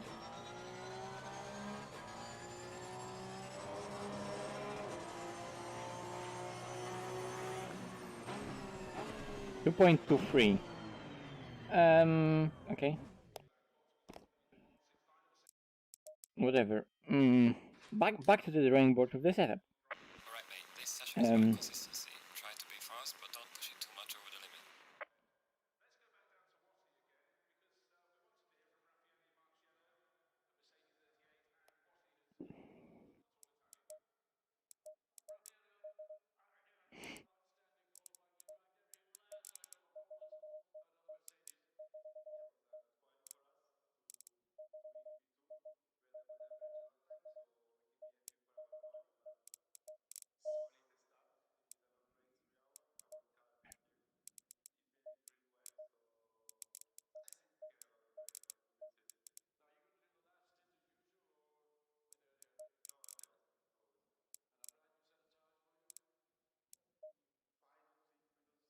Well, I can just use those harder springs.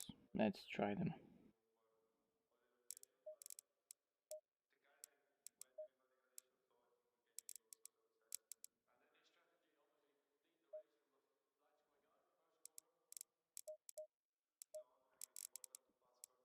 The pressures were like that, but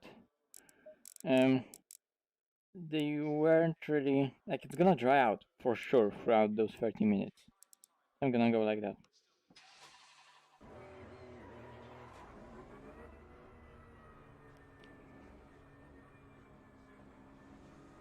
Can you download any pictures in Poland? No, that's something we unfortunately cannot do. So we only can text. We cannot send pictures to each other.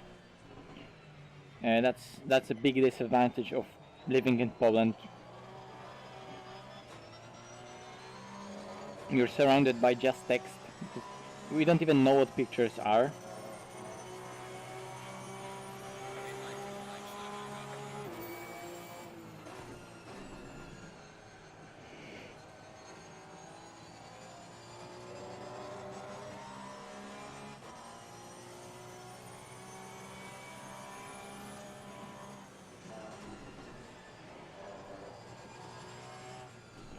Well, wet preset is a compromise that needs to just work for every single wet type conditions, you know. So it's, of course it's bad because it's a compromise. But it's, okay, but apart from it being a compromise, they're also not the best. But it can be fixed.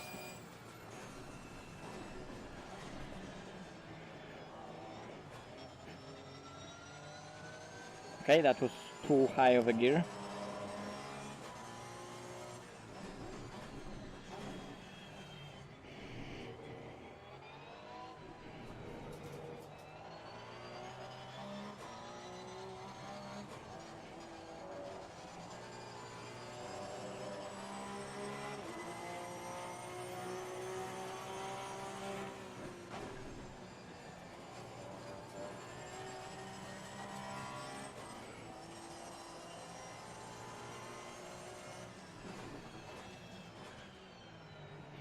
Okay, now it doesn't turn as much as I would like for a hot lap, but it's gonna get drier and drier and drier, and I'm gonna lose fuel. So it's gonna be more and more snappy, also as the tires wear out. So this is good, this should be good.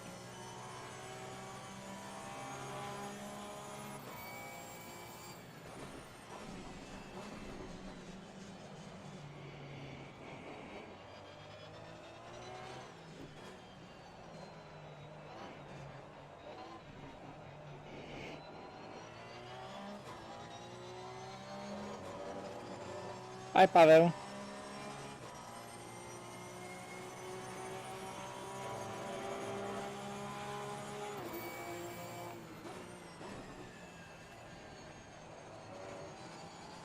Yeah, but as you can see from Paweł's message, at least we can use emoticons.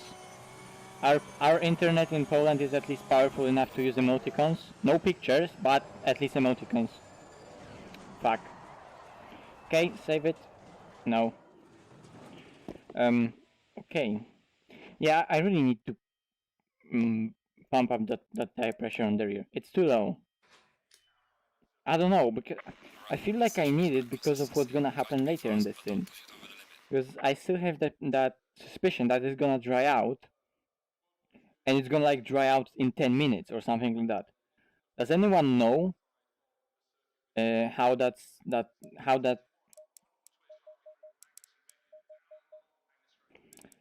that how that special event goes and what happens there?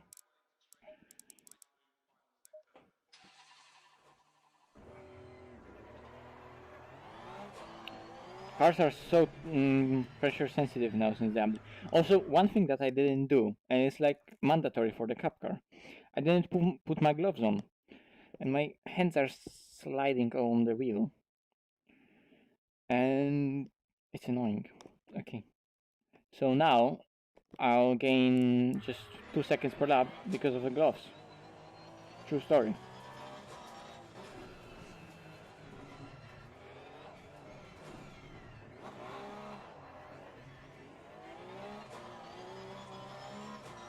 Okay, let's go. I don't know why when it spin those rear tires there. It won't do any difference.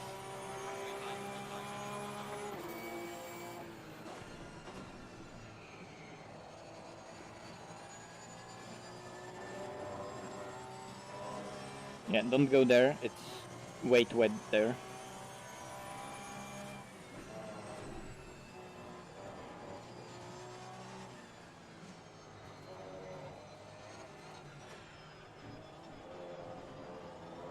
Why am I even cutting those curbs?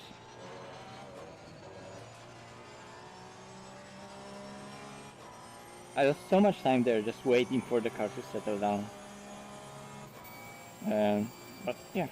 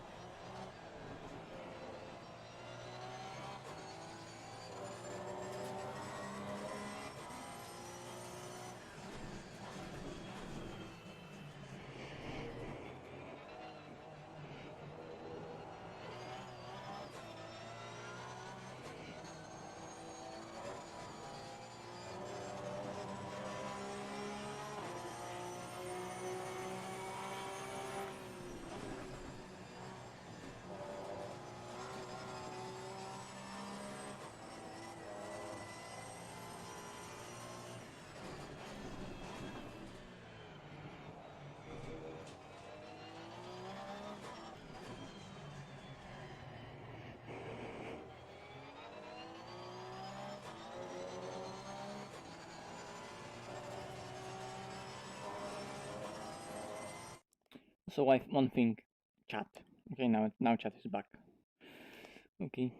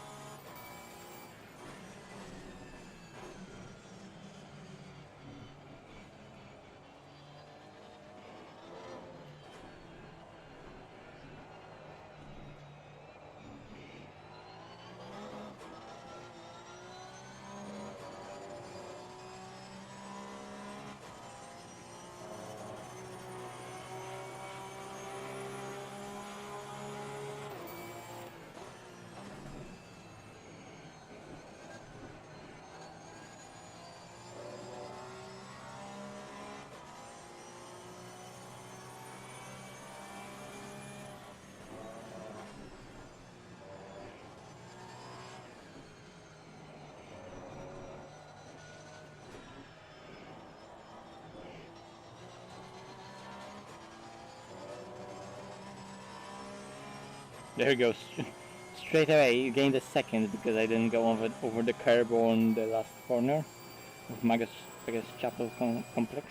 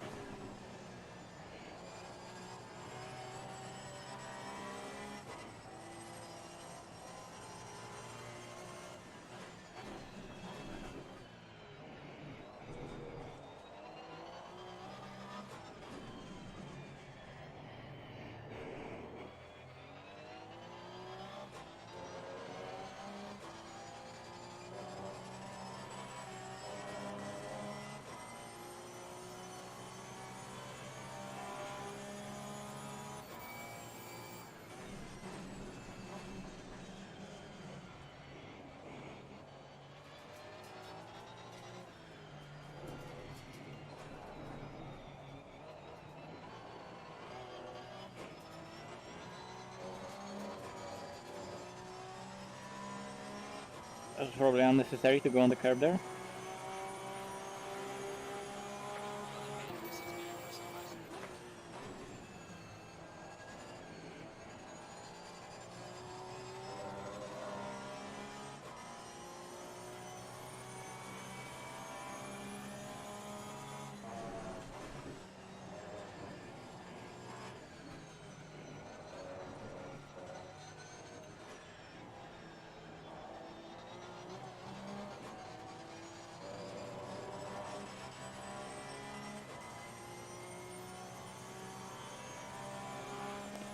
Is the chat dead?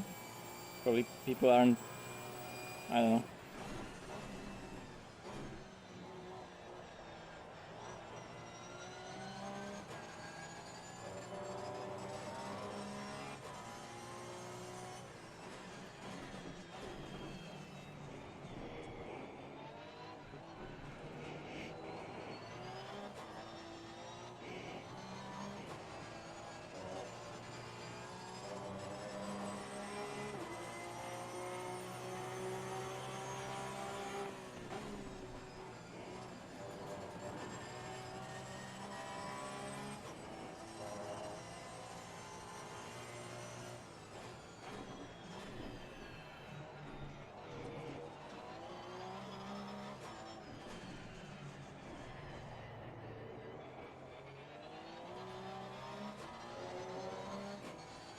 Oh, okay, it's alive. Everyone focused on receiving data.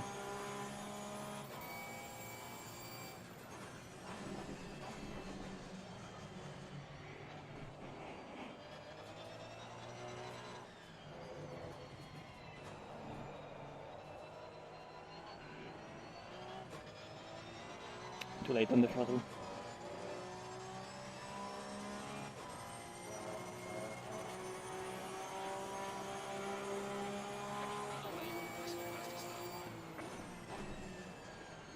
Too late.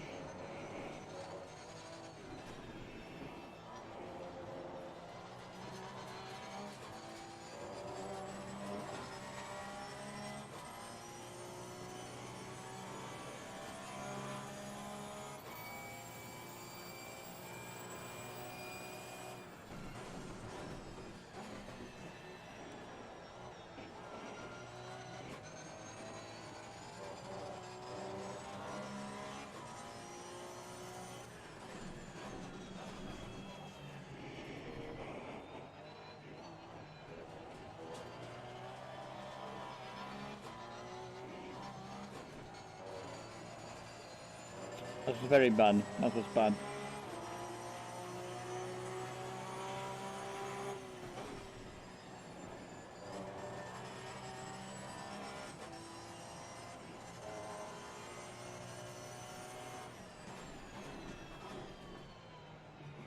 And that was slow.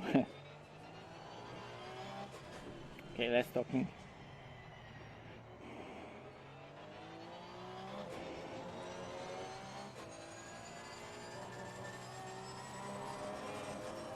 And less driving on the curbs.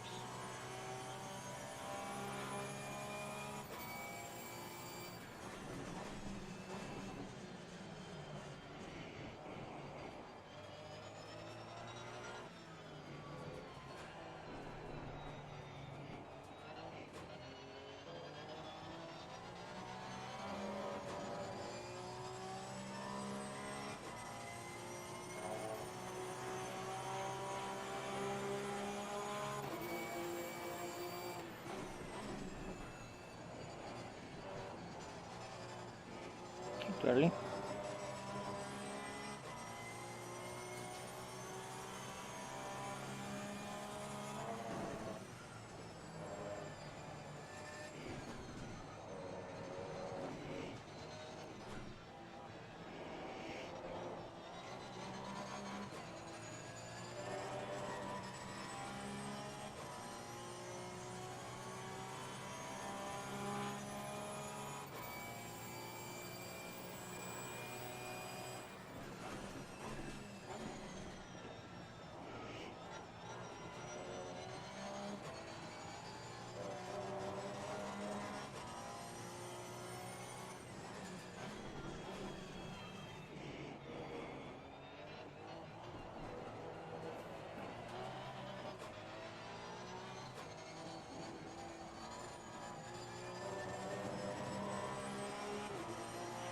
Okay, that was interesting.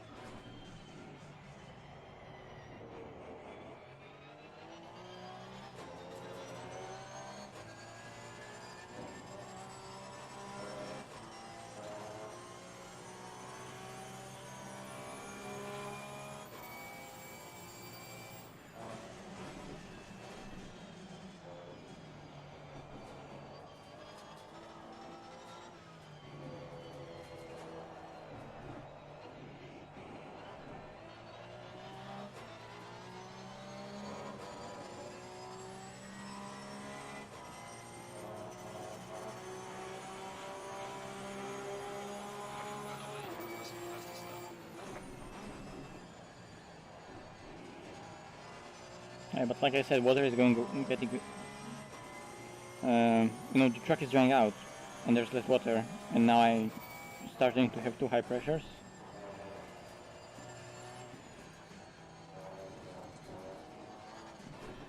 But yeah, let's at least try to end that run and to get an understanding of what's happening with the track throughout the stint. I can also on the straights try to be off the track.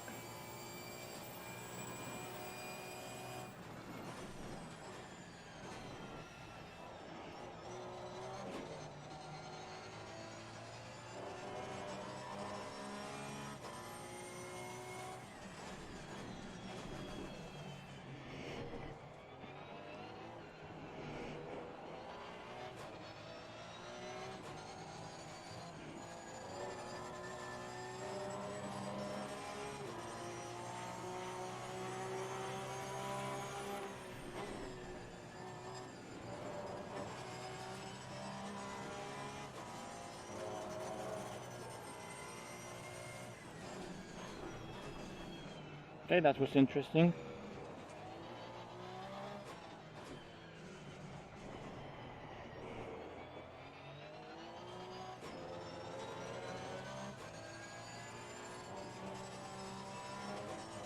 I would like, yeah, pressures are going up quite fast. I'd like to take a look at the replay and that, because that was, well, interesting. Whoop!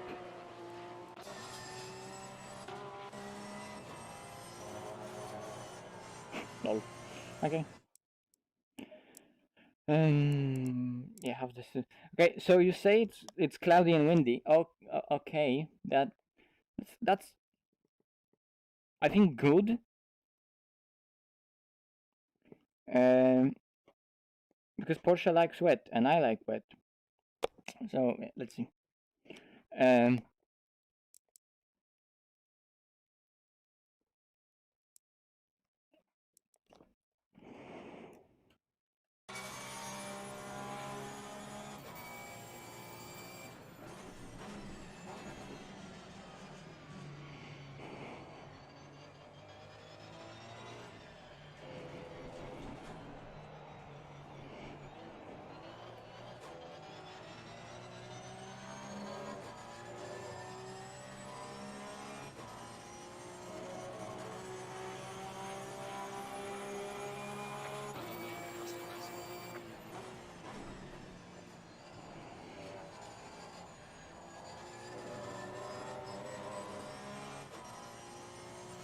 yeah, so a lot of clouds.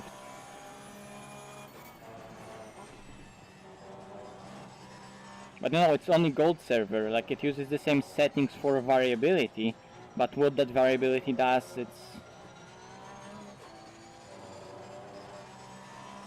you know, it's variable.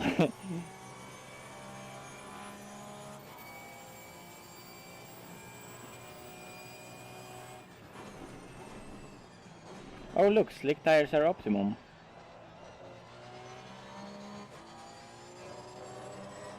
That's interesting.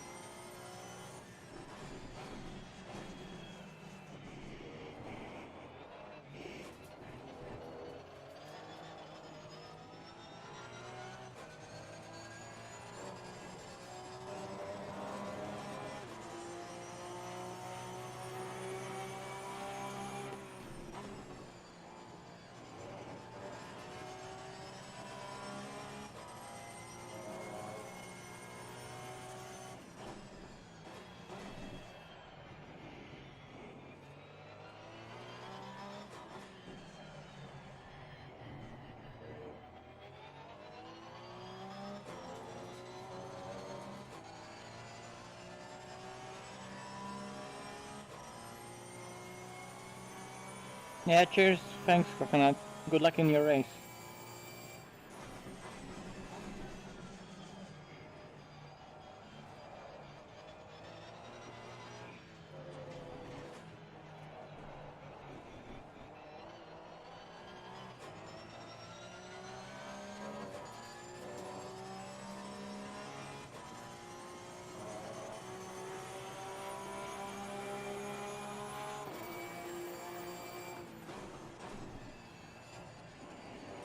I wonder now if you could do that event on slicks. But let's end this run and see.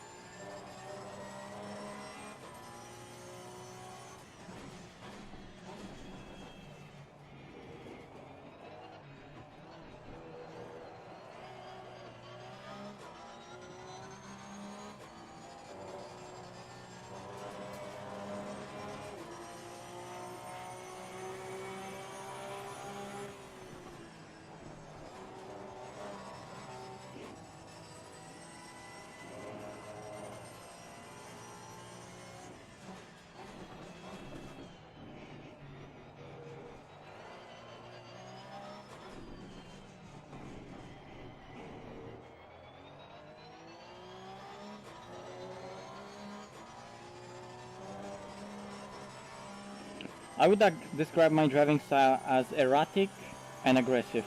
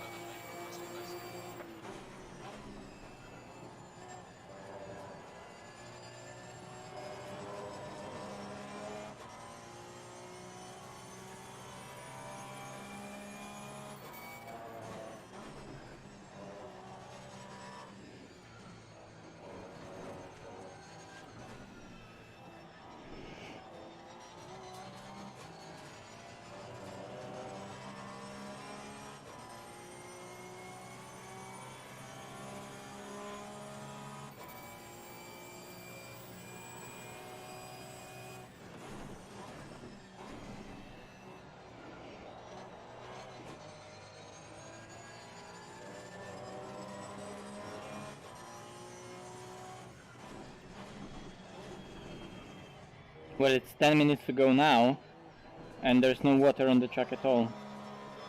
There are puddles, but no wetness, you see? There are here puddles. But apart from that, it's just dry green track.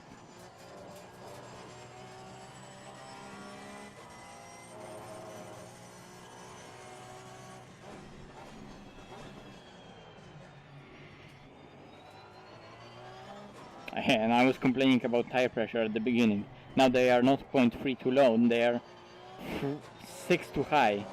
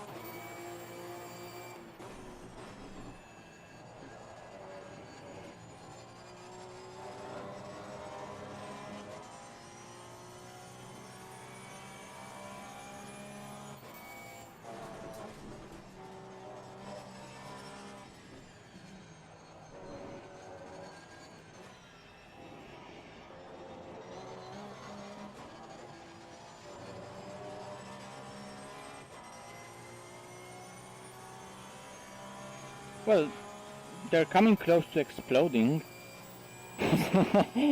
So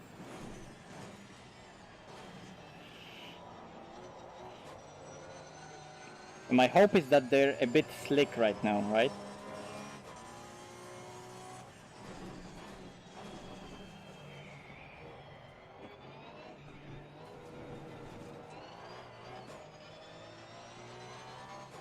I wonder what the lap time would be on dries.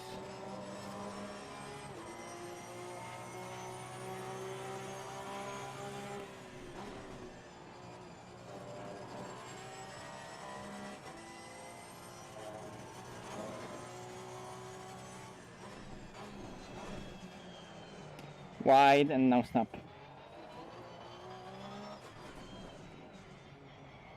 And again snap.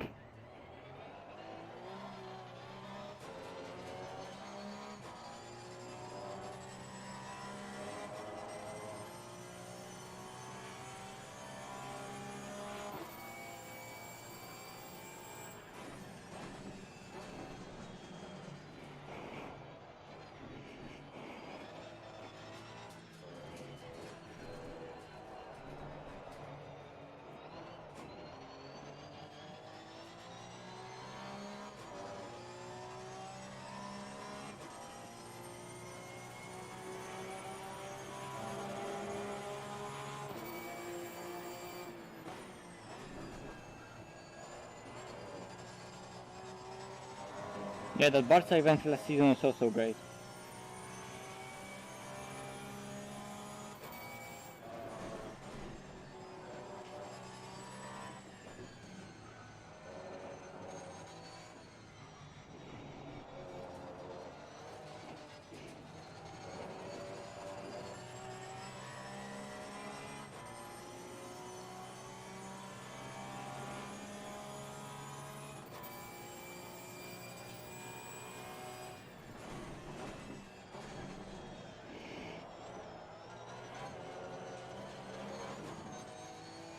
That was very bad.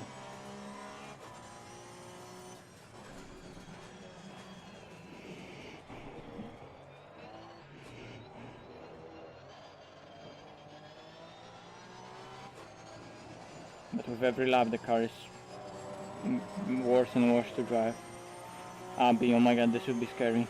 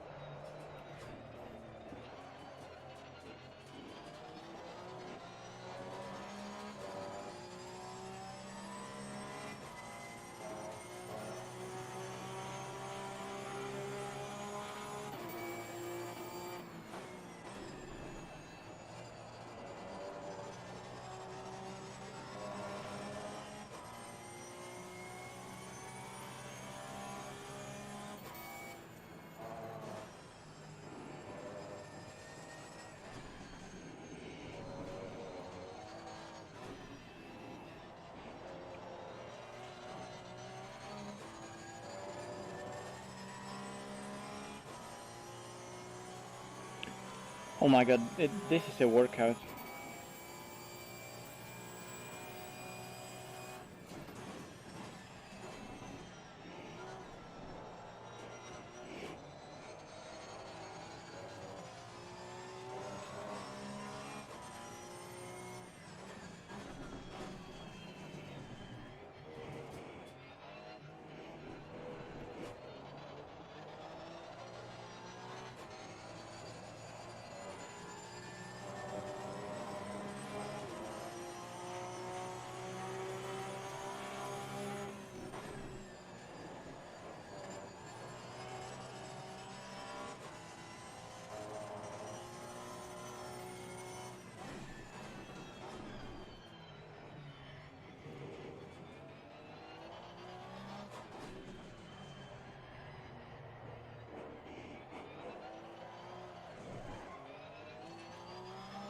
Jesus, that was so bad.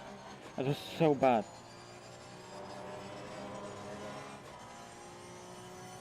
Come on, I need to focus.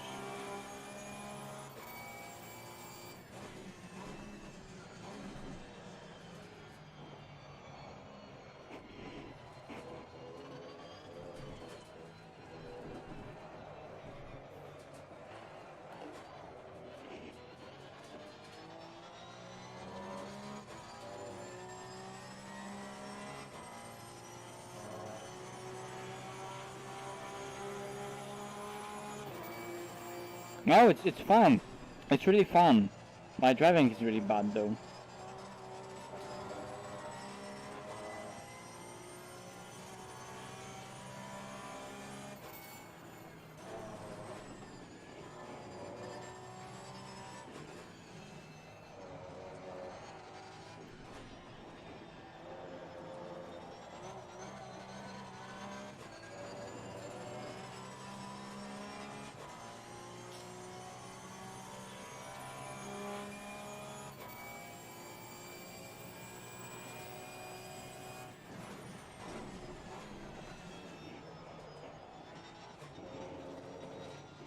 But I definitely need to try once on slicks.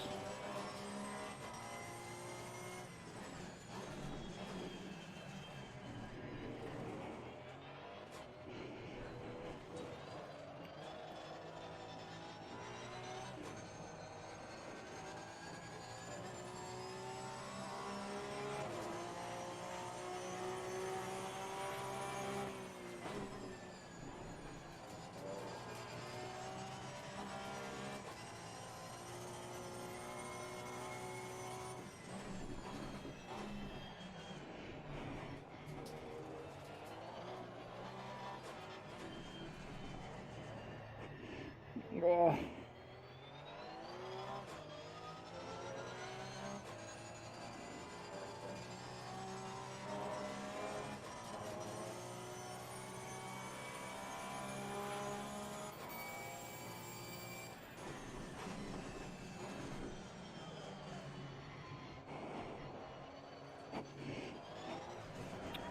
Are you kidding me?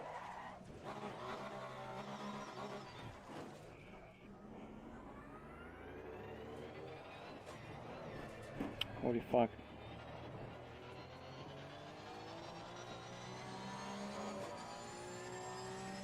Oh, come on.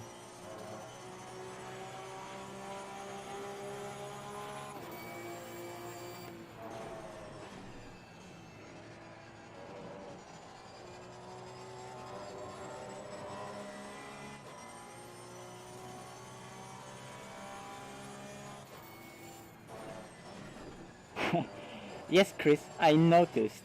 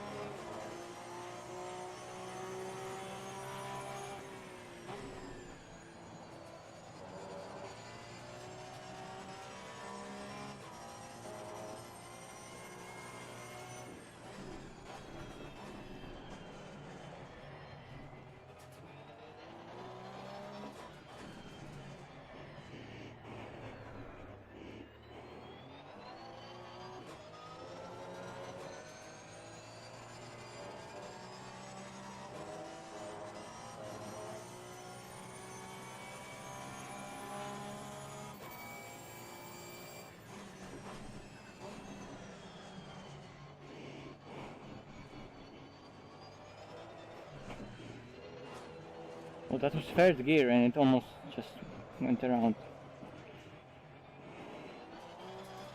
You can see how bad it is. What a bad lap.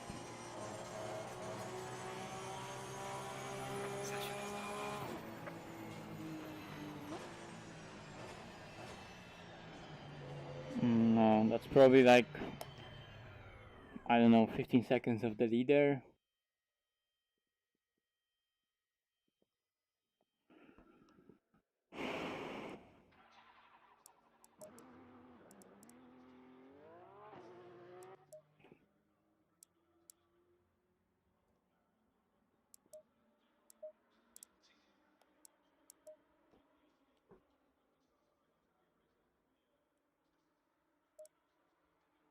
What is this, by the way? Okay, it's this one.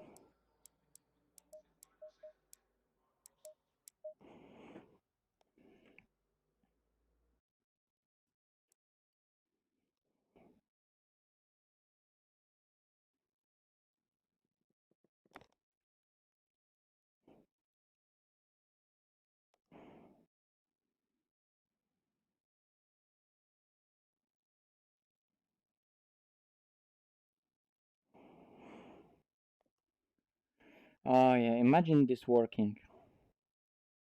I can't. I've never seen it working, so I can't even imagine it working. Blame Kevin.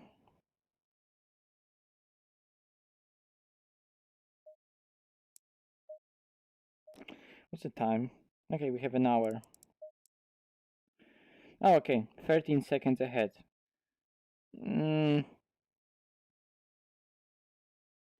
23 seconds. I'm telling you, you can do 15 laps. Okay, fuck it. We need to try. We need to try on slicks. We need to try at least. Right, this session is about consistency. Try to be fast, but don't push it over the limit.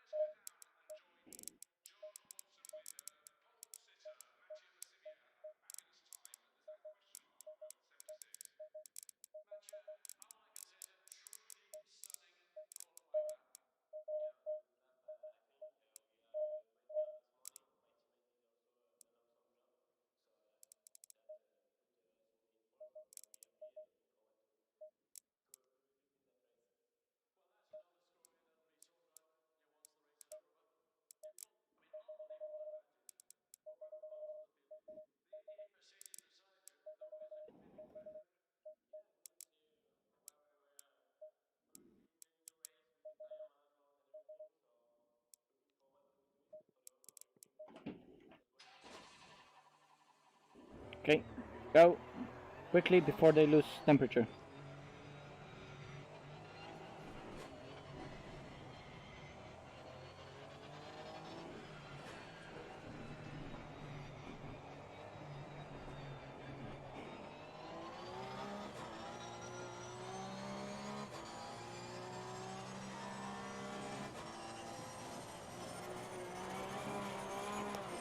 Okay, I can see how it may be an issue. I can see how it may be an issue. Right, this session is about consistency. Try to be fast, but don't push it over the limit.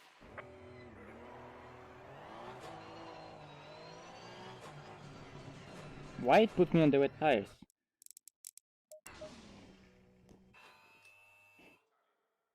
Alright mate, this session is about consistency. Try to be fast, but don't push it too much over the limit.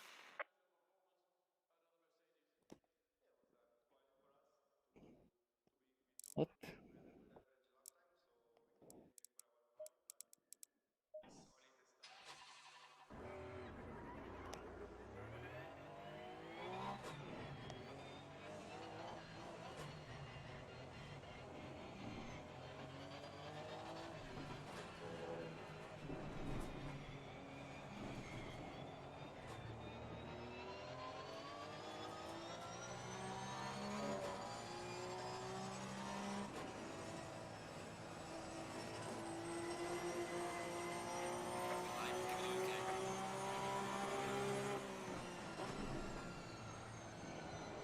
Wet tires optimum.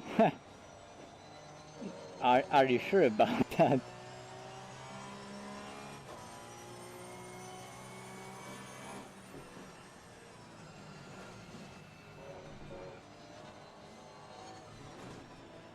I wonder if you maybe just lose too much on...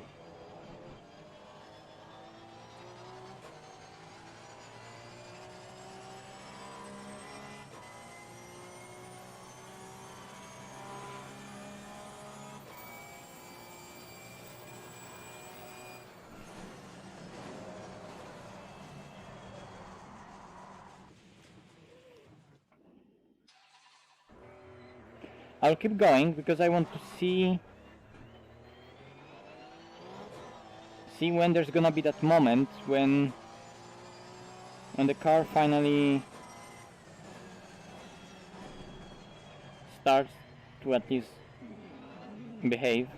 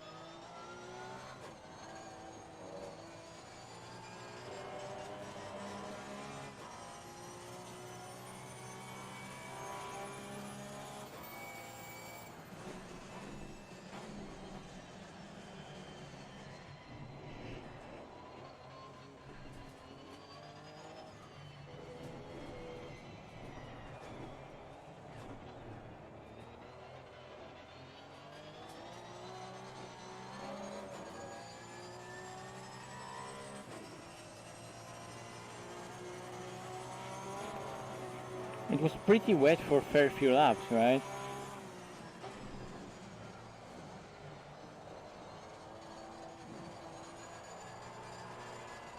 Yeah, I think I will lose way too much. Because those sweats were hard to control, but...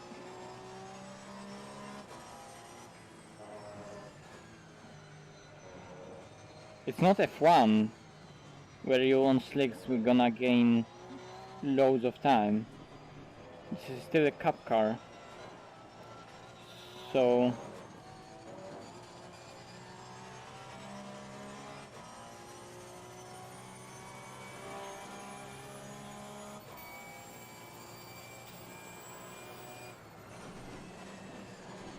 Plus those slicks would be grained anyway.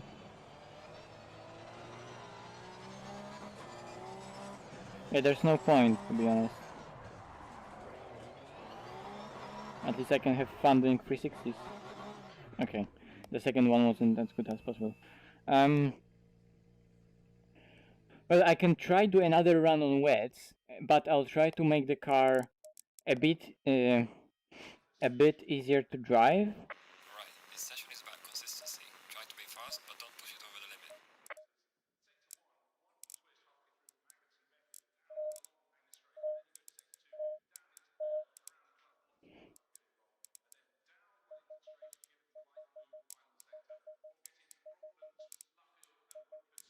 Well, that won't change much.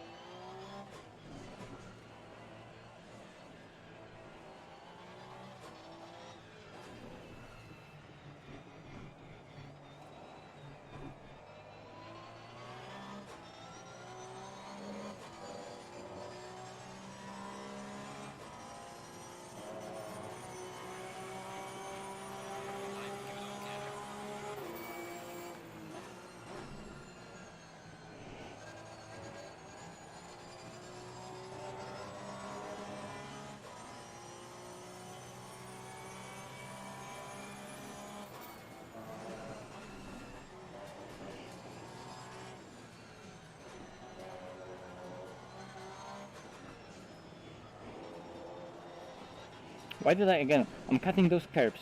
Fuck my life. I'm getting frustrated with myself now. Give me a second. Right, this session is about consistency. Try to be fast, but don't push it over the limit. I'm gonna try to do that with that setup later, so I'm gonna save it.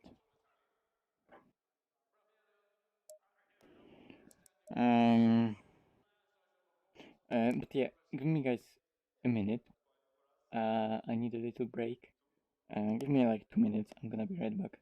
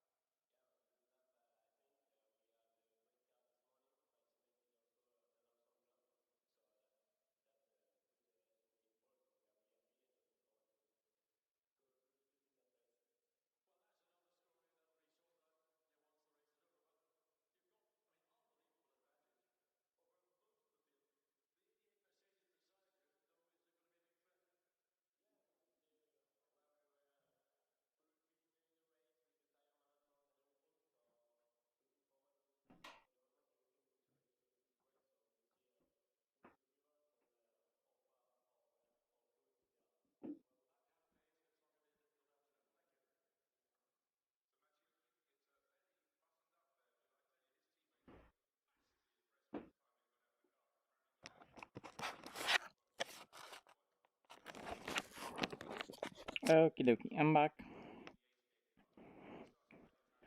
I'm back. ACC. Okay, let's try. Um, let's try that stint. What's the time? Okay, so we're gonna try this stint once. And then I'm gonna maybe practice some wet KYALAMI.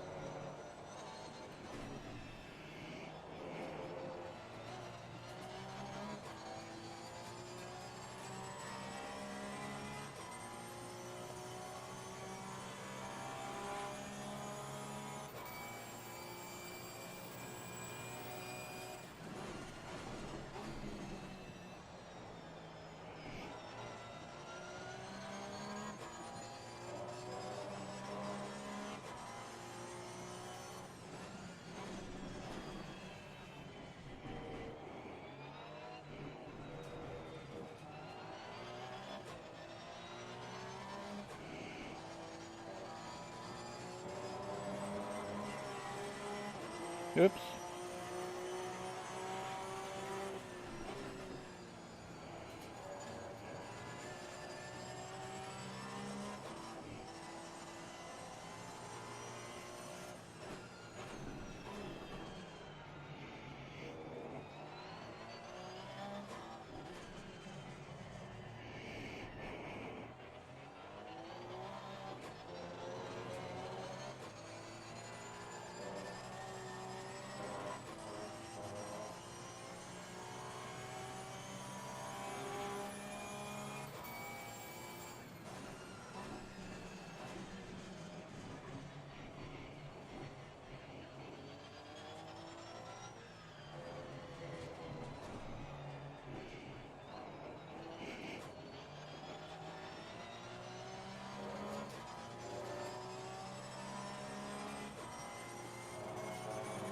Whoops. Not watching the road.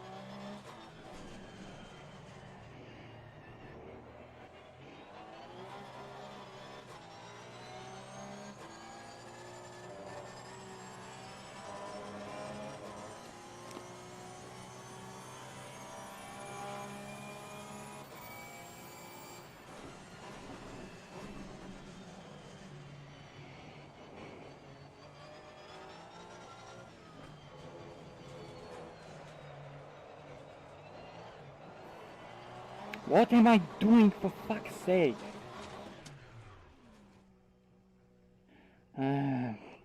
Hello. Well, that's a perfect timing to join the stream, right? Right, this session is about consistency. Try to be fast, but don't push it over the limit. It's so long, this hotspot. It's 30 minutes driving alone on track. I'm gonna do it some other time, guys. Let's go to KYALAMI. Let's go to that wet KYALAMI and at least let's try how the car is behaving in light rain.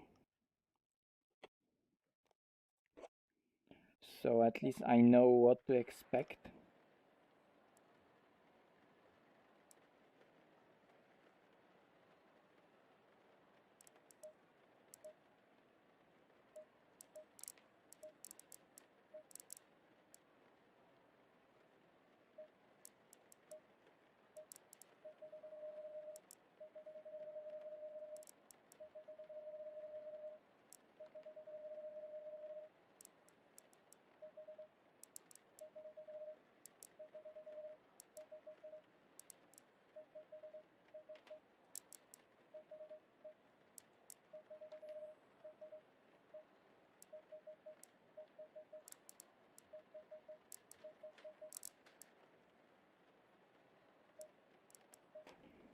Green line, give it all you got.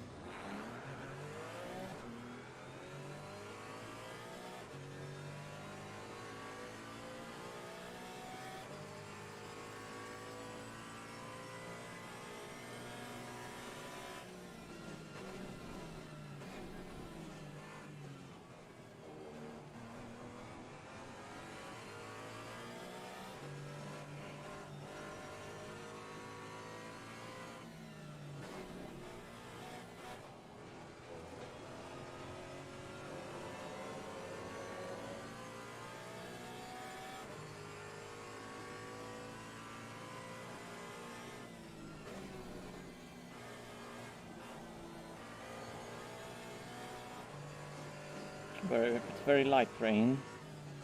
But I chose the light rain preset, so I have the light rain, right?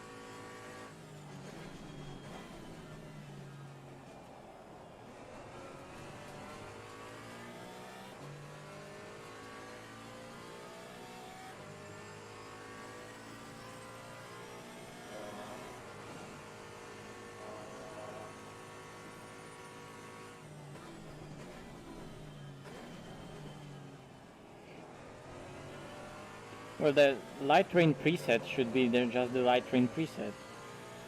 But what server settings end up creating, that's another story.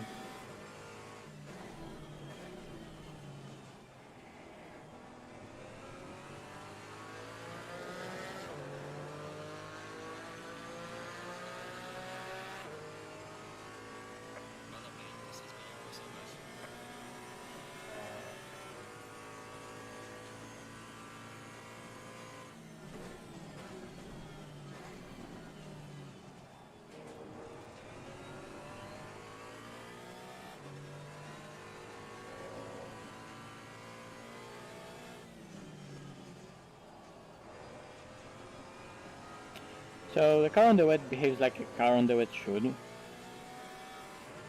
And well, there's not much to test, to be honest. Yeah, I guess I'm just gonna test the pit entry. Imagine testing the pit entry in a simulator. That's a proper pro gamer move. Usually people go into pit lane without even knowing how the pit entry looks like, right? So I'm gonna actually test how the pit entry looks like.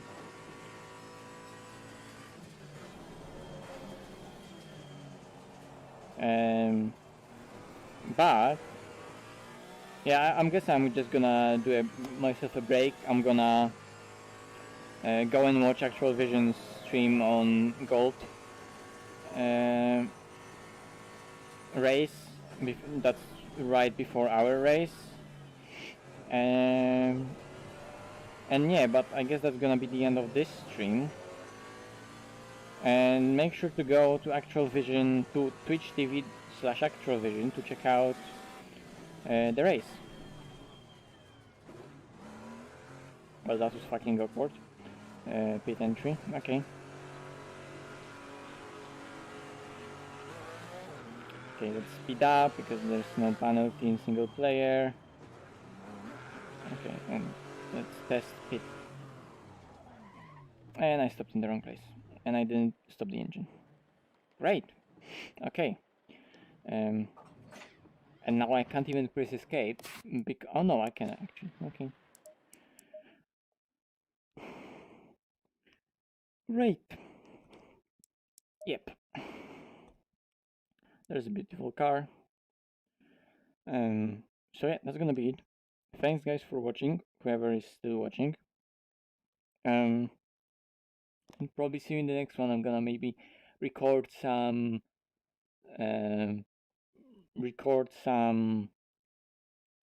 hot laps maybe with GT4 and Cup car on new tracks because people wanted to see GT4 hot laps to have a reference at least. Yeah, there's another big race coming up tomorrow. Well, just another race of ACR Earth Tour Season GT3. We're racing at Snetterton. So another DLC track straight away after last week's Donington. And then in 1 week time we have a SimGrid charity event, 12 hours of Silverstone, but we still don't know what car should we take. But yeah, that's gonna be also next week. But for now, that's it, guys. And cheers. See you next time. Goodbye. Come on, where's Streamlabs? There it is. Goodbye.